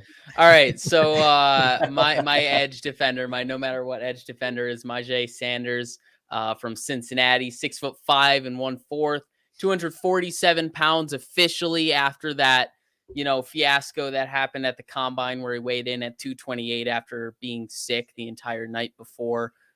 He then weighed in at 247, put all that to bed. He's got 32 and 5/8 inch arms, 4.67 40-yard dash in the 91st percentile, 1.57 10-yard split in the 98th percentile. And that 10-yard split shows on tape. His first step is fantastic. You see it all the time, sometimes to a fault where he doesn't even... There are times when you think, does he believe in his first step explosiveness because he's trying to time the snap so perfectly? He doesn't even need to. This guy's first step explosiveness is elite, but he's got to trust it. He's got to trust it, and I think he'll be even better if he can trust it all the time. Interestingly enough, he's not an overly bendy player. He actually plays somewhat stiff. He doesn't show a ton of ankle flexion, but that's something you can work on through years and years of, just flexibility, just practicing that kind of stuff. But he wins on explosiveness, hand use, pass rush repertoire, and motor. This dude never quits. He does not quit. He wins because he has a motor to get to the football, and he is always around it. He isn't especially stout versus the run, but like I said, with that motor, that's something where it's like when he's someone who's tenacious and he wants to go make a play, you know that he's hungry to get better. And I think he's got the DNA that fits the Buffalo Bills. The real only reservation I have is what we talked about right there with D'Angelo Malone. Does Von Miller open up the window for these type of players sub 250 pounds? I think it certainly opens the door, maybe a crack, but is that door wide open in this draft? And I think that's the question that we're going to have to wait and see if it's going to be answered. But if they do, I think D'Angelo Malone and Myjai Sanders are two incredible selections to learn from Von Miller almost directly because they are such similar archetypes to him. I think that would be very valuable to find someone like that. So we'll see if the Bills go in that path. All right. I am now on the clock. I'm about to piss a lot of people off with my pick. And after I do, you can let us know who we left off our list, names that should have been on our no matter what list. But my pick is in.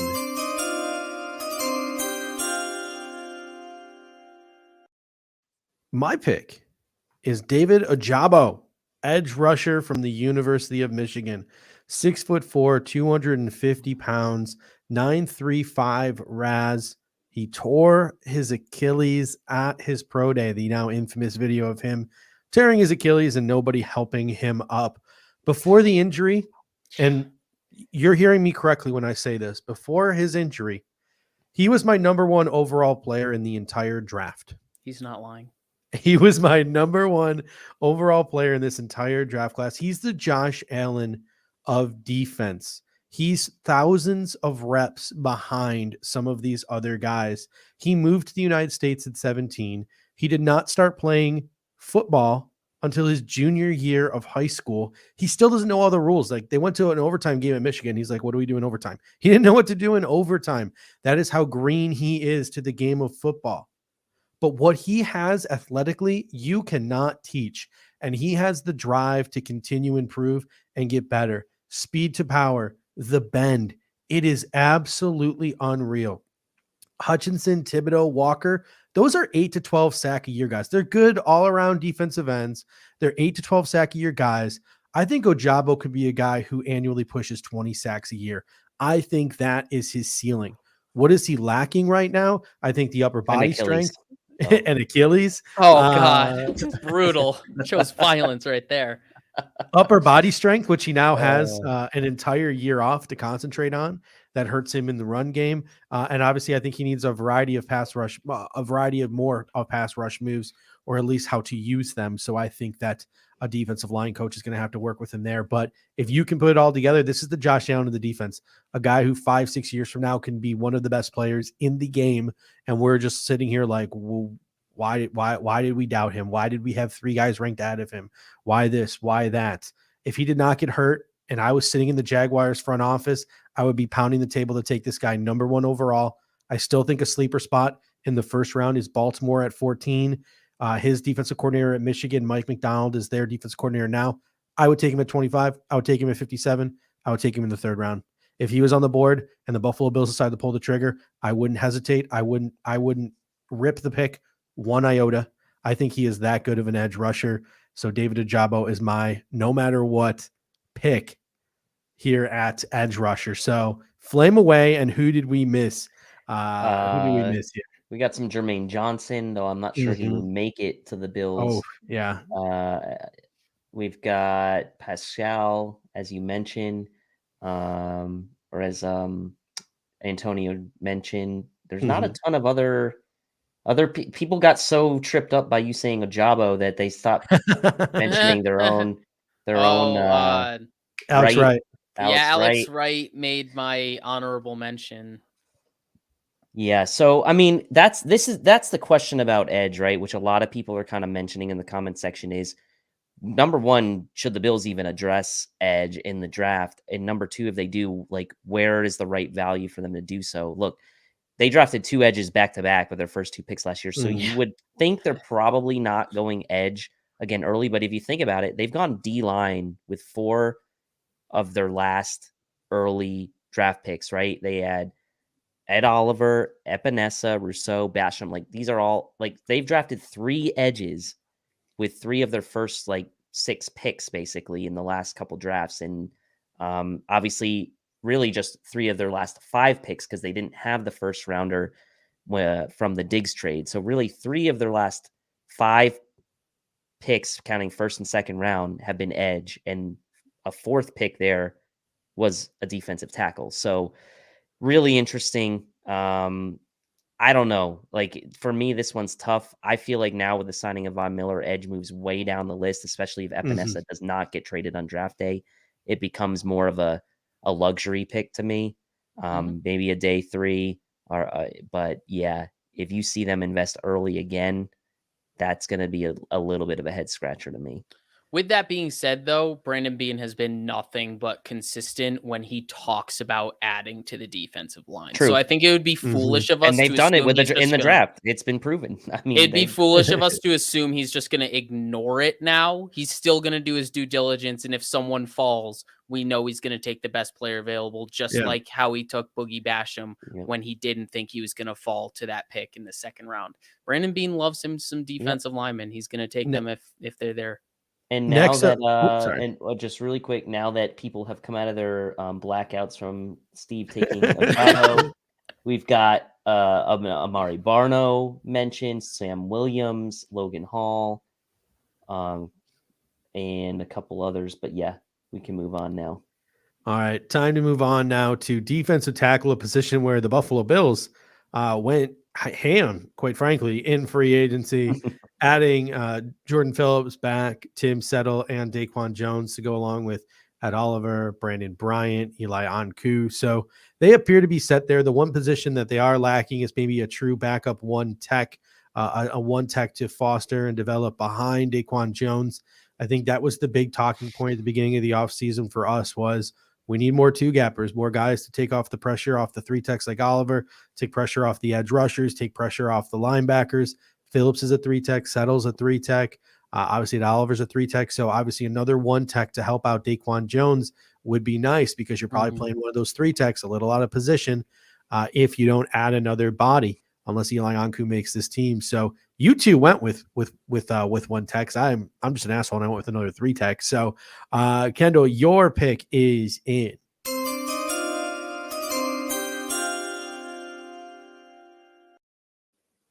Yeah, so my interior defensive lineman, no matter what, is Phidarian Mathis out of Alabama, 6'4" and 1/4, 310 pounds, 34 and 5/8 inch arms. He's got long arms, man. Dude plays with a amazing motor. He doesn't stop. I love his motor, probably the best motor of any of the interior defensive linemen that I've scouted so far. And he matches that with sufficient range to chase down plays. It's one thing to have the motor to want to chase down plays. It's another thing to actually have the athleticism to go ahead and chase it down. So he's got sufficient range to go ahead and do that on occasion. He is a technician, though. His hand use is both powerful and active. He knows what he's doing with his hands, and he just has a knack for shedding blocks in the run game and in the pass game. He has solid pass rush ability for that 310 pounds. He is someone who's, in my opinion, a very well-rounded prospect that has the skill set to be versatile enough to line up at three tech and one tech. I think he's perfect for this Bills defense because of that technician. Like, that's what the Bills want. They want someone who's going to be functionally strong against the run, but also he's going to add stuff against the pass because he's just so technical with his hand use and he just knows how to get around blocks and stuff like that. I love Phidarian Mathis. If he makes it into the third round, it's going to be tough for me to pass in some ways, but I mean, the Bills have done a great job this offseason getting interior defensive linemen, Tim Settle, Daquan Jones, Jordan Phillips, all of those guys. So it's going to be tough for me to pass on the prospect Phidarian Mathis, but I don't know if it necessarily makes sense for the Bills in the third round in terms of asset allocation. It's not exactly the most responsible use of assets, but he is a great player. And the one prevailing thought I've had kind of this whole year or this whole offseason since Daquan Jones was signed, if a good interior defensive lineman falls to you, does Daquan Jones stop you from drafting a good prospect at that position? Because he's only tied up for 2 years. Does Jordan Phillips on a 1-year minimum deal? Exactly. So they don't necessarily stop you, but they are good stopgap options for this year and Daquan Jones for 2 years now. So it's nice to have them. And I really do I'm excited about both of their additions to this defense, but it shouldn't necessarily stop Brandon Beane from drafting at that position. All right. I just realized I went out of order for the first time here and I didn't go to Dave. So Dave, the pick for Dave now is in another one tech.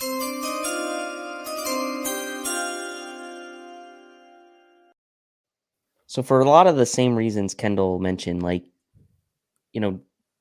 I feel like the prospect of having Daquan Jones shouldn't necessarily stop you from drafting someone if you feel like they're really going to help you long term. And like you said, Steve, Jordan Phillips can be can be forgotten, right? So my no matter what interior defensive lineman is Travis Jones from UConn.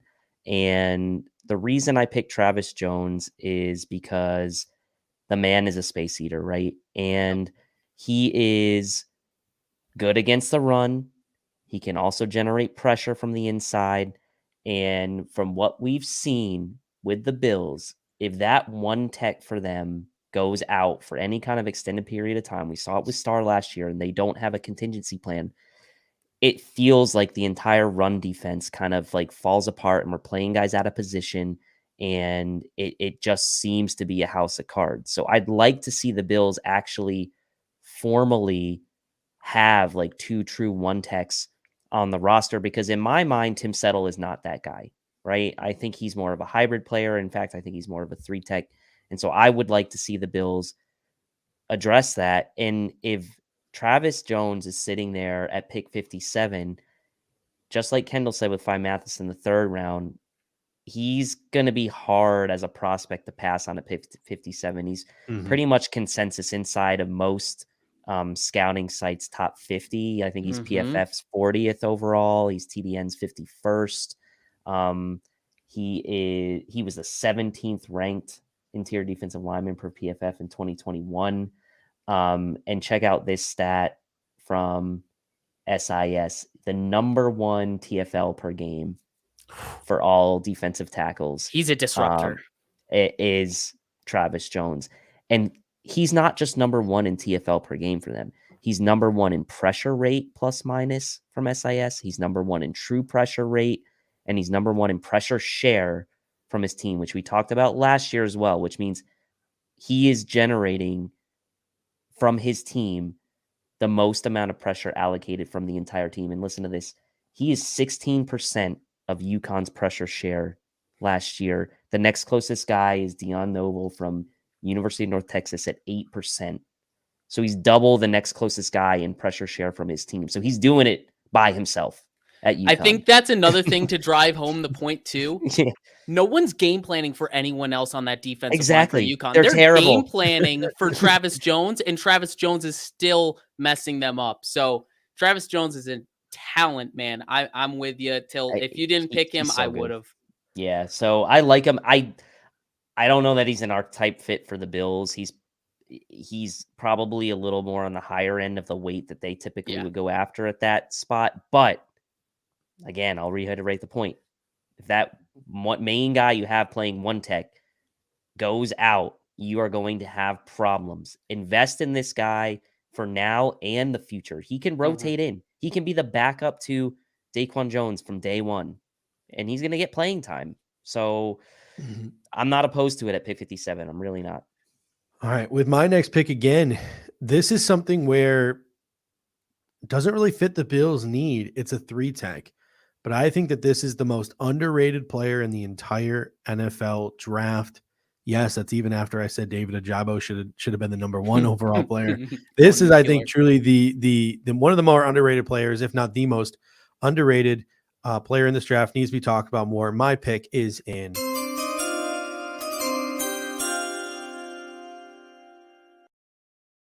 My pick, even though the Bills probably don't need a player like this at the current moment, is Thomas Booker, defensive tackle from Stanford, 6'4", 309 pounds.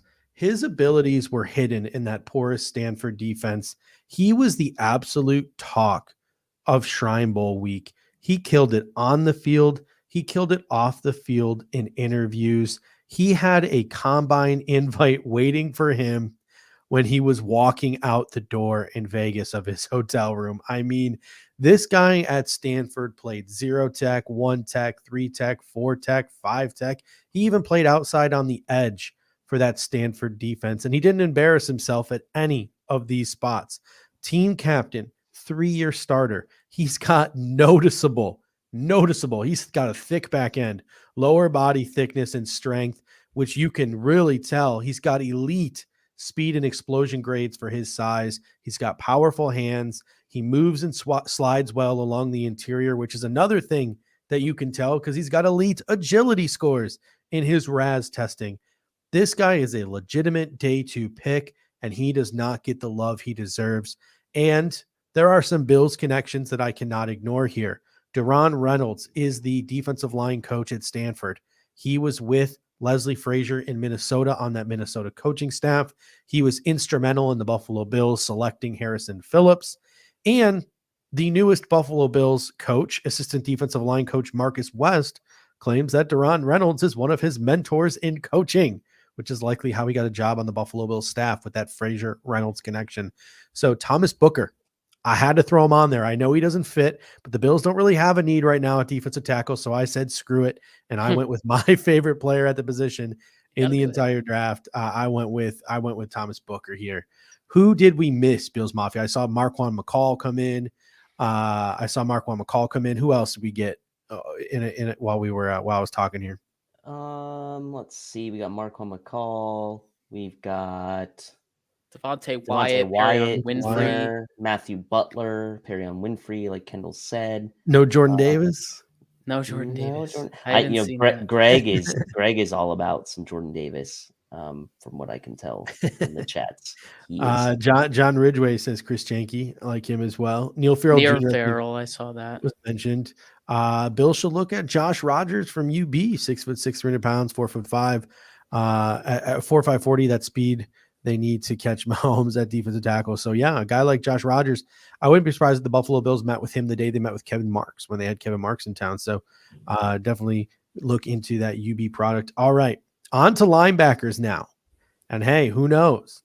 Buffalo Bills could be in the market for a linebacker. They've certainly met with a couple. So the Buffalo Bills could be looking in and possibly could be looking to hedge their bets with Tremaine Edmonds here. So, Dave, I'll loop it around back to you to start this time. When the chimes are done, who is your no matter what linebacker in this class?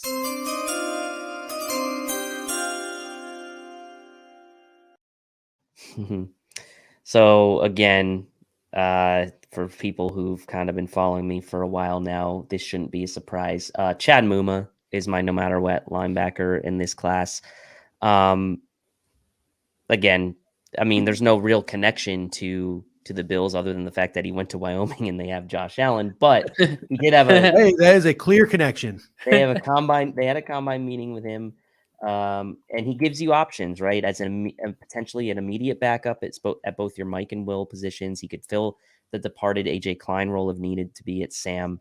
I think he comes in and plays special teams right away. Obviously tested really well athletically with the 9.77 RAS. And it gives you a guy who can contribute the year you draft him, and it gives you a contingency plan for what may be beyond 2022 with the Tremaine Edmonds situation. He's got the highest tackle share of any linebacker in this class. And again, probably similar to a Travis Jones situation where he's the best player on the field for his team. So he's obviously racking that up. He's also the number one, tied for number one rated broken plus missed tackle percentage per SIS, which is essentially the amount of times that he attempts a tackle that ends up getting broken by the offensive player or missed, or he misses. He had the tied for the lowest percentage there. So he does not miss tackles. And again, have to factor in the competition, obviously.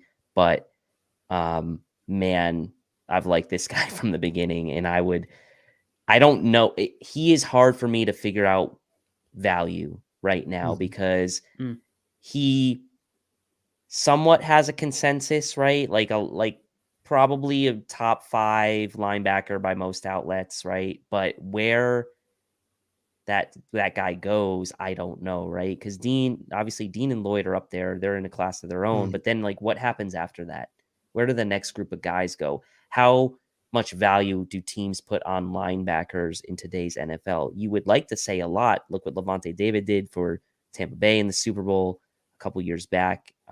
Obviously, we saw Fred Warner do his thing for the Niners in the Super Bowl a couple of years. It's like linebacker still plays a role and is important in the NFL, but to which teams, right? It's important to the Bills. We know that. So where is the sweet spot for Chad Muma? Probably for me, if I'm looking at it, probably the 3rd round, if he can make it that far. The 2nd round might be a little early, but you will not hear any complaints from me if the Bills do decide they want to go that route to hedge their bets and also have a guy that can immediately step in and play teams and be kind of your all-around backup for every linebacker position you have. All right. Antonio Dingle comes in and says, whoops, I almost accidentally put him in timeout. Sorry about that, Antonio. Didn't put you in timeout, though. And he comes in and says, any of them from Georgia, no matter what. And that's going to be a nice little segue to Kendall's pick here. Kendall, you are on the clock. Who is your no matter what linebacker?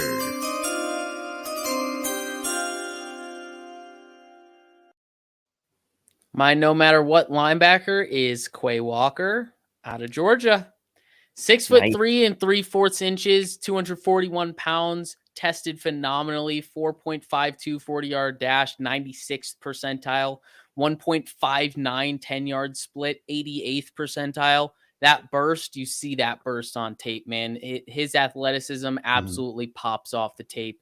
The thing I love about him, though, is he really plays within his self, like his athleticism. He doesn't get too aggressive with it. He doesn't play out of control. He plays a very in control game with that athleticism and lets it flash when he needs it to flash. He's super disciplined with his run fits. He's a very physical tackler and a very sure tackler. He had 3 missed tackles in the entire 2021 season, 4.3 missed tackle rate. Super low. According to PFF, it's better than Chad Muma, but I know the charting process between PFF and SIS is very, very different. So I wouldn't be shocked if Quay Walker was had a higher missed tackle rate per SIS. Either way, he's a very good tackler. I can tell you what they have him as. Yeah, do you have it right there?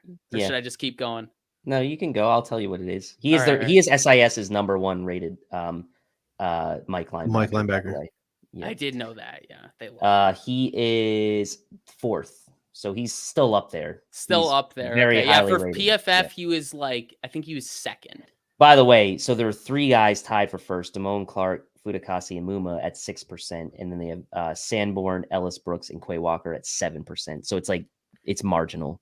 Yeah, by their charting. Either way, that's a low rate, man. That's a sure tackler, both Muma and Walker. Anyways, in terms of getting past the run fit stuff, he shows really good pattern matching skills and processing ability, agility, all of that stuff that you want to see from the middle linebacker or just a linebacker in the Bills system. They ask their linebackers to do a lot of stuff in coverage, and his agility, processing, and pattern matching skills project very well to what you want to do in the Bills defense at the second level. I think he's just an ideal fit for what the Bills want to do. If he's the Tremaine Edmonds replacement, if he's the AJ Klein replacement, I think it's a fantastic fit. And if he's the AJ Klein replacement, I think it's a home run because he adds some blitz ability that you would be leaving on the table if you're drafting him to be your Mike linebacker, your Tremaine Edmonds replacement, because we know the Bills don't do a lot of linebacker blitzes.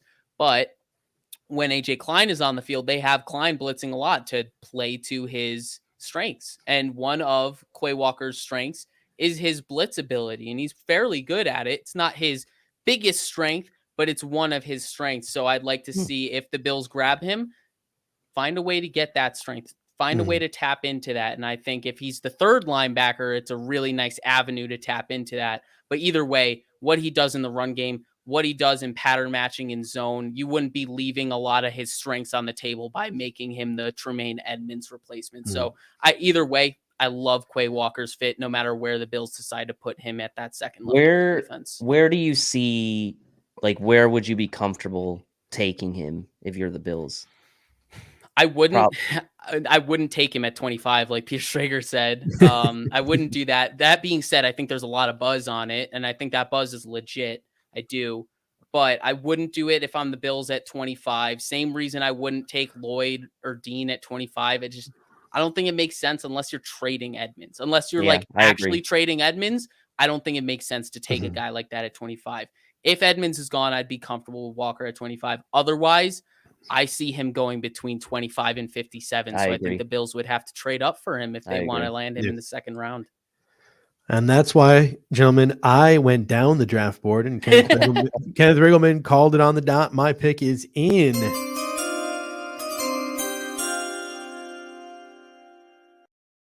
My pick is Oklahoma State Cowboy, my favorite Yes. player in the entire draft. The one, the only, Malcolm Rodriguez, 5'11", 232-pound weak side linebacker. So that needs to be noted. He's pretty much a weak side linebacker only. 8.54 RAS sans agility. I mean, this guy's story is absolutely unreal. High school quarterback, 3-time state champ. High school wrestler, two-time state champ.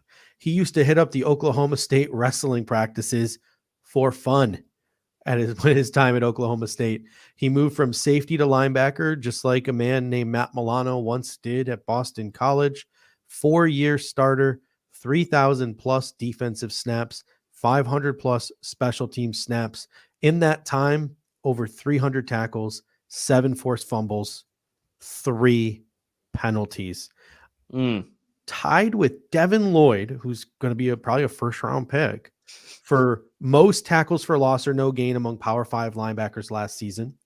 Most snaps played, 430, without allowing a touchdown this past season. Second place was future top 10 pick Noah Sewell with 389. 36 reps at 225 pounds on the bench press.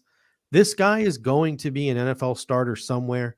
To me, he looks exactly like a Matt Milano type, a guy who's going to go in the middle rounds and end up carving out a starting role somewhere if he lands in the right environment. But his floor and probably his role, if he comes to the Buffalo Bills, will be a trusted backup, a guy who can be a stopgap starter.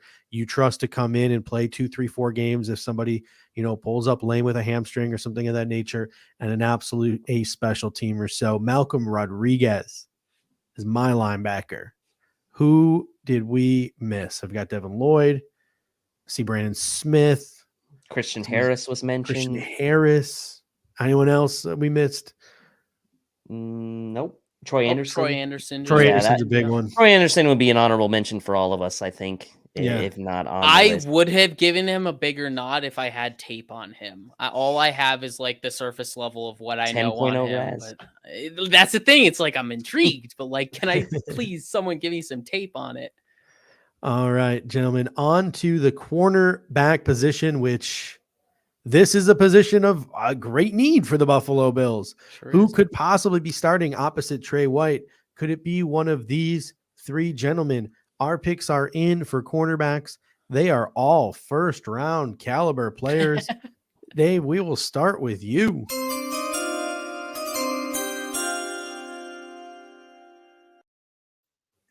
Look, and I don't think you can go wrong really with any of these guys. My pick for no matter what at cornerback is Trent McDuffie from Washington. He's the number 2 ranked cornerback for PFF. He's the number 3 ranked overall cornerback for SIS. PFF actually has him as their 8th overall prospect in this draft. Tested well with a 9.49 RAS, and has been a PFF top 25 graded cornerback for 3 seasons in a row. The height and the short arms are likely the reason why he's not potentially in the same conversation with guys like Sauce Gardner and Derek Stingley. But Trent McDuffie, he can tackle. He can come up and tackle. He can play in man. He can play in zone. He could move into the inside if you need him to, or play the outside. He's probably going to start out as a boundary, and that's what we need him for. And his demeanor is just something that when you watch him play, it's infectious, right? So you look at some of the more advanced metrics. Yards per snap allowed in man coverage, 3rd best per SIS. Yards per snap allowed in zone coverage, 6th best per SIS. So he's a top 6 in either situation when you're talking about yards per snap allowed.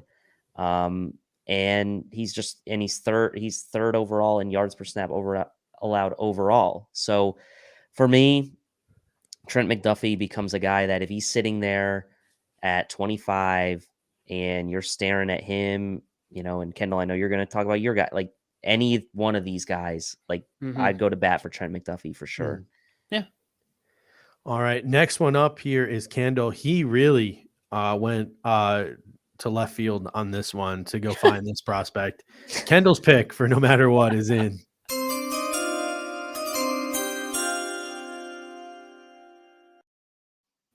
All right, let me know if you guys have heard of this fool. Andrew Booth Jr. from Clemson. He's a real gem. I wouldn't expect anyone to know of him. Clemson's a real small school program. You shouldn't have ever heard of him.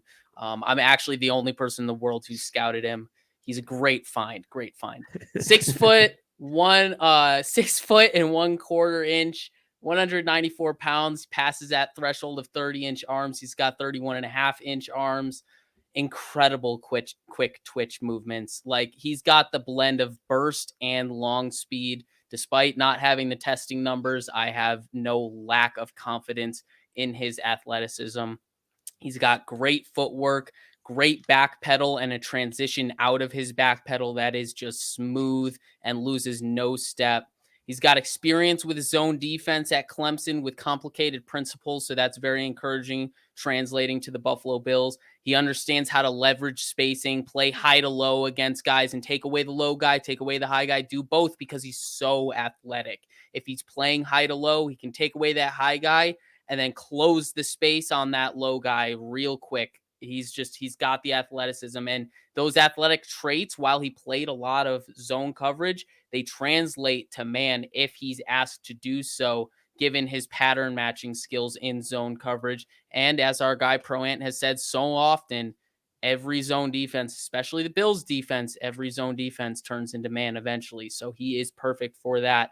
And without even mentioning anything that is outstanding yet, his best trait is his ball skills. He is phenomenal when it comes to attacking the football and high pointing it. He has hands like a wide receiver, but he's playing the cornerback position. He has multiple one-handed catch interceptions. He has multiple off-frame interceptions. He makes plays on the ball with regularity. And then one of the other great things that I haven't mentioned yet is how aggressive he is in run support.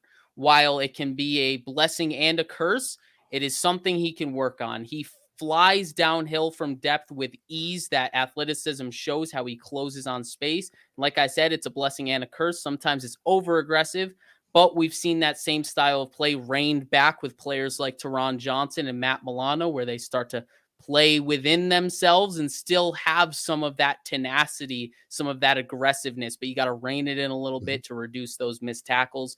But ultimately, he's a very feisty, very competitive player, arguably one of the most competitive players in this draft class. Never wants to give up an inch to the offense. By drafting him, you add a dog to the defense. Give me Andrew Booth at 25, please. All right. So really went out on a limb there. People in the comment section agree. They'd never even heard of him. My pick is in, and mine shouldn't be a surprise to anyone who listens to the show either.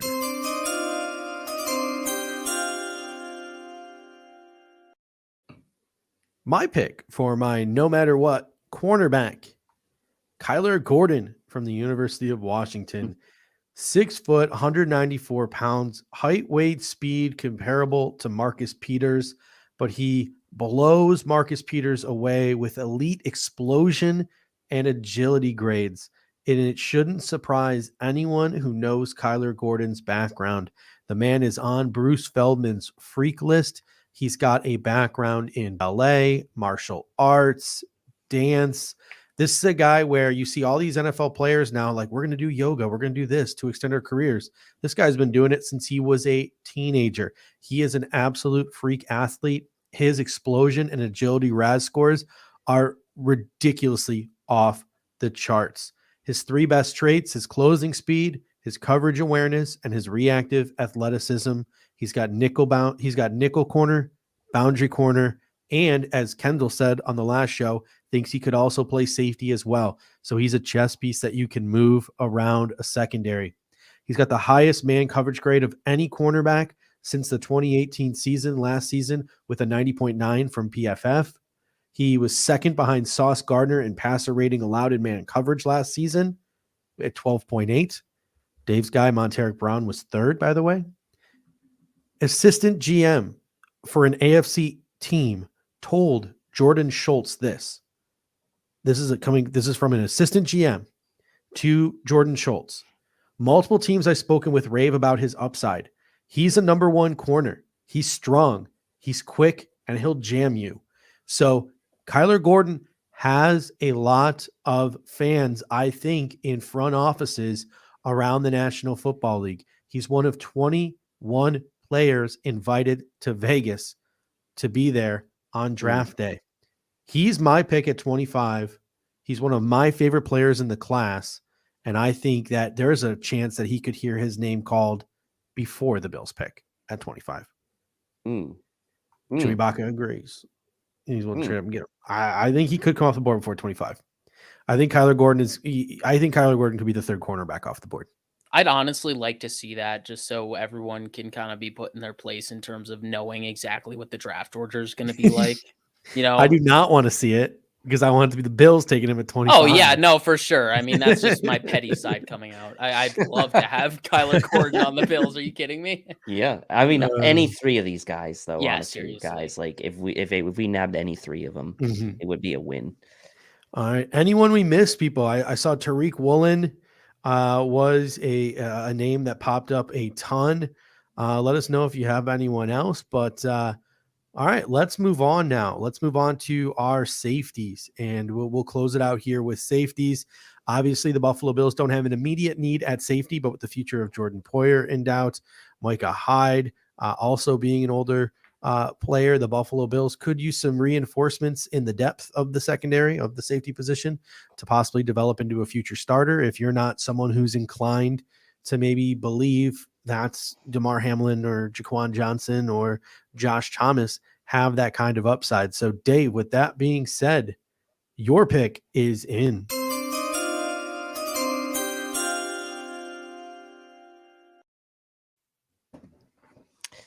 Yeah, so doubled up on the Vols here tonight. Went with the long-term kind of play here with Alontae Taylor. I pegged him as a safety.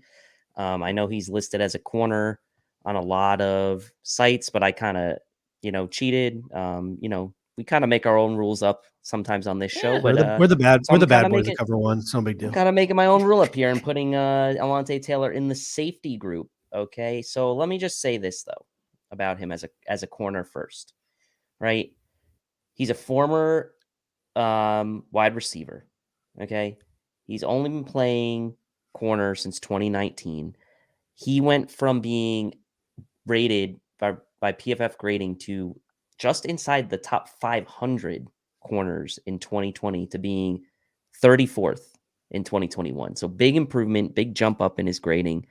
And that shows me that he's adaptable. He's a good kid. He's got a good head on his shoulders. He had academic honors at Tennessee. And it shows to me that he is a humble guy and that he's willing to come in and learn and do whatever the team asks him to do. So while his long-term prospects at corner are still maybe undecided, I think there's a future for him one way or another in the NFL, whether that's at corner or whether that's at safety, because of his background and the path that he's taken to get to where he is.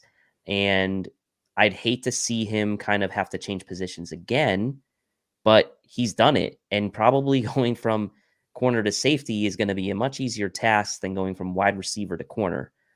So, and again, I'm saying that just based on, the obvious, right? But tested well, not over a 9 RAS. He's an athlete. Obviously, from a fit perspective, if we were talking about it, it's not necessarily the traditional type of player the Bills look for. He's more of a press guy. He's more of an up at the line of scrimmage type of guy. He's not really necessarily a zone fit. But if the Bills were looking for something a little different and they thought that maybe they wanted to go with a little bit of a contingency at safety for the long term, then Taylor could be the guy, similar to maybe what you would look at for a Chad Muma on the other side of the ball at linebacker. So I really like Alontae Taylor. I think he's a great kid, and I think that he'll be great in any locker room he goes to, and he'll be willing to do whatever the team asks him to do. And that for that reason, he's on my no matter what list. And a lot of good names coming in here. I see Marquise Bell, Kyle Hamilton, Damari Mathis is another corner who could transition to safety as well. Nick Cross, Marquise Bell, I like Brisker, him. Daxton Hill, Smoke Monday even coming in. Kendall, to you now. Your pick is in. Who is your no matter what safety?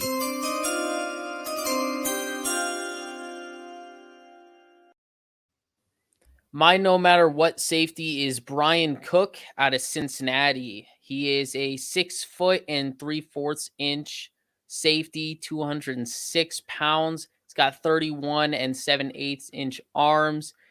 In my opinion, he is a safety with an interchangeable skill set. He can play free safety, he can play strong safety. That being said, I think he is probably more comfortable in that box role than the free safety single high type of role, but he can absolutely do both. He's shown that he can do both at Cincinnati. In fact, he's very versatile. In his first 2 seasons at Cincinnati, he played cornerback. He wasn't even a safety until these past 2 seasons.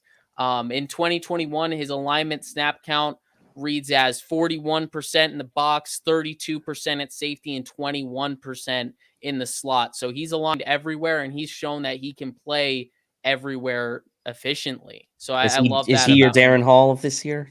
No. I don't.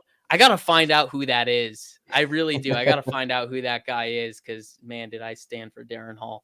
Got my back stabbed about it, too. All right, and then what else? Shows a good ability to come from depth and support the run, which is something the Bills have shown importance with, especially with the shift towards 2 high looks and how we're going to combat offenses around the league. You have to have a safety that can come from depth, close on that depth, and make a play in the run game. He only had 7 missed tackles this past season at 7% missed tackle rate, which is pretty solid, especially coming from depth with all of that range to close on. Like I just said, he's got good range to play safety on the back end in both single high and 2 high looks. And he's really good in run support. Like I said, that's really what he's best at. And he translates best to a box type role where he's either in run support or he's responsible for that second level hook curl zone type of area of the defense. But he can do it all. He can absolutely do it all. He shows good ball skills. He's got 2 interceptions, 7 pass breakups in 2021 this past year. So I really like Brian Cook for his versatility and the fact that he should be around in round 4. I'd be shocked if he's not there at pick 130 personally. And I think he's a good value for the Bills at pick 130. I don't know if necessarily they'll go that route. My gut feeling is that they don't even draft a safety this year, but I do like the value of Brian Cook at pick 130 should they go that route. So I'm a big fan of Brian Cook from Cincinnati. All right. My pick is in.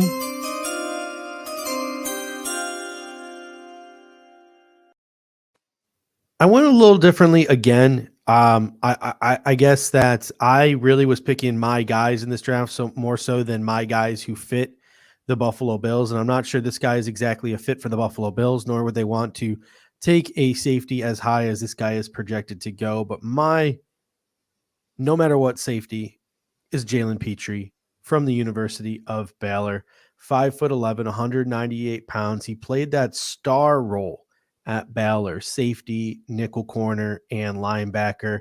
So in Buffalo, he would be sort of a thick dime who could eventually fill into the Jordan Poyer role. He's an absolutely twitched up athlete, great instincts, physical. His motor is always running hot. He absolutely lives behind the line of scrimmage.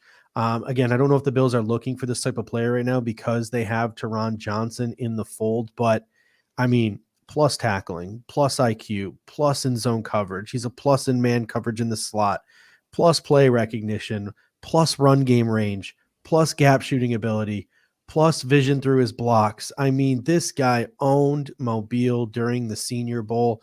Nobody wanted to go up against him in 1v1s. I think he put a little bit of a dent in the notion that he can't play deep safety, that he can't do the center field stuff. I think he helped his cause there in Mobile. He did not allow a single touchdown in coverage over his entire career at Baylor. He is underrated. He is overlooked in this safety class full of guys like Brisker and Cross and Lewis Seen and Kyle Hamilton and Dax Hill. Jalen Petrie is a name that people should be talking about more. He is just as good as any of those guys up there, or at least deserves to have his name up there with any of those guys at the top of the draft class. So I am going with Jalen. It is a lot of pluses, and because the guy is a good all-around player. So I'm going with Jalen Petrie from Baylor. All right, gentlemen. That closes it out unless anyone has any safeties in the comments section. Jalen Peach is way better than next Dean Marlowe. I don't know. No. He's way better than Dean Marlowe. So Disrespect. A lot of Dax Hill love in the comment respect. section. Yes. Dax Hill, very good player. Big fan of his. We are. We're 2 hours in. You can tell I'm starting to talk like Yoda. But before we go, gentlemen, I have a shocking, quite frankly, a shocking jabroni of the week this week. Jabroni, you are 3 seconds away. And The Rock means 3 seconds away from The Rock to lay the smack down on your candy ass. Yeah, I can't stop you though. You keep using this word jabroni, and it's awesome. And Spin 0481 comes in with it. Punter, my jabroni of the week is Dave and Kendall.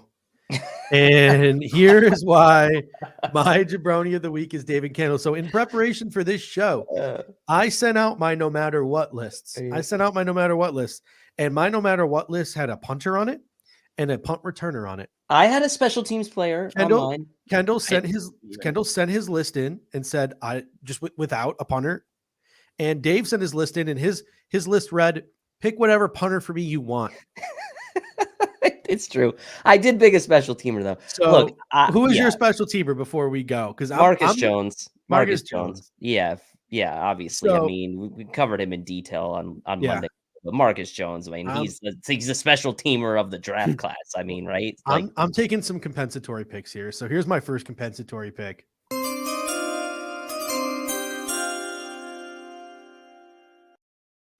My first compensatory pick of this no matter what class is Ryan Stonehouse, the punter from Colorado State University.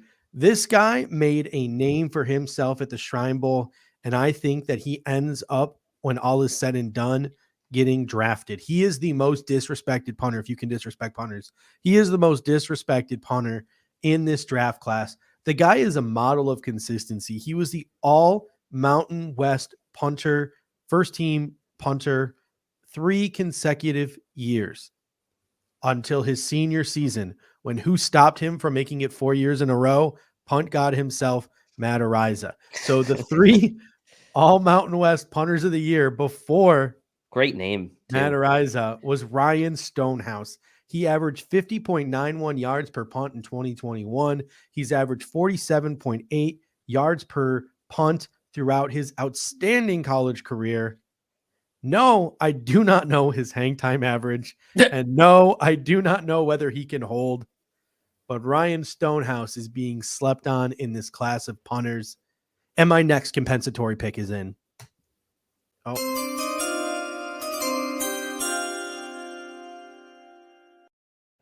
With my next compensatory pick, I am going with Utah wide receiver / return specialist Britton Covey, who wait a minute. I put a special teamer in. Why am I not getting any? I didn't see that text. I'm not gonna lie to you. I didn't see that text. Use your eyes. I'm going with Britton. It was very small font. I'm going with Britton Covey.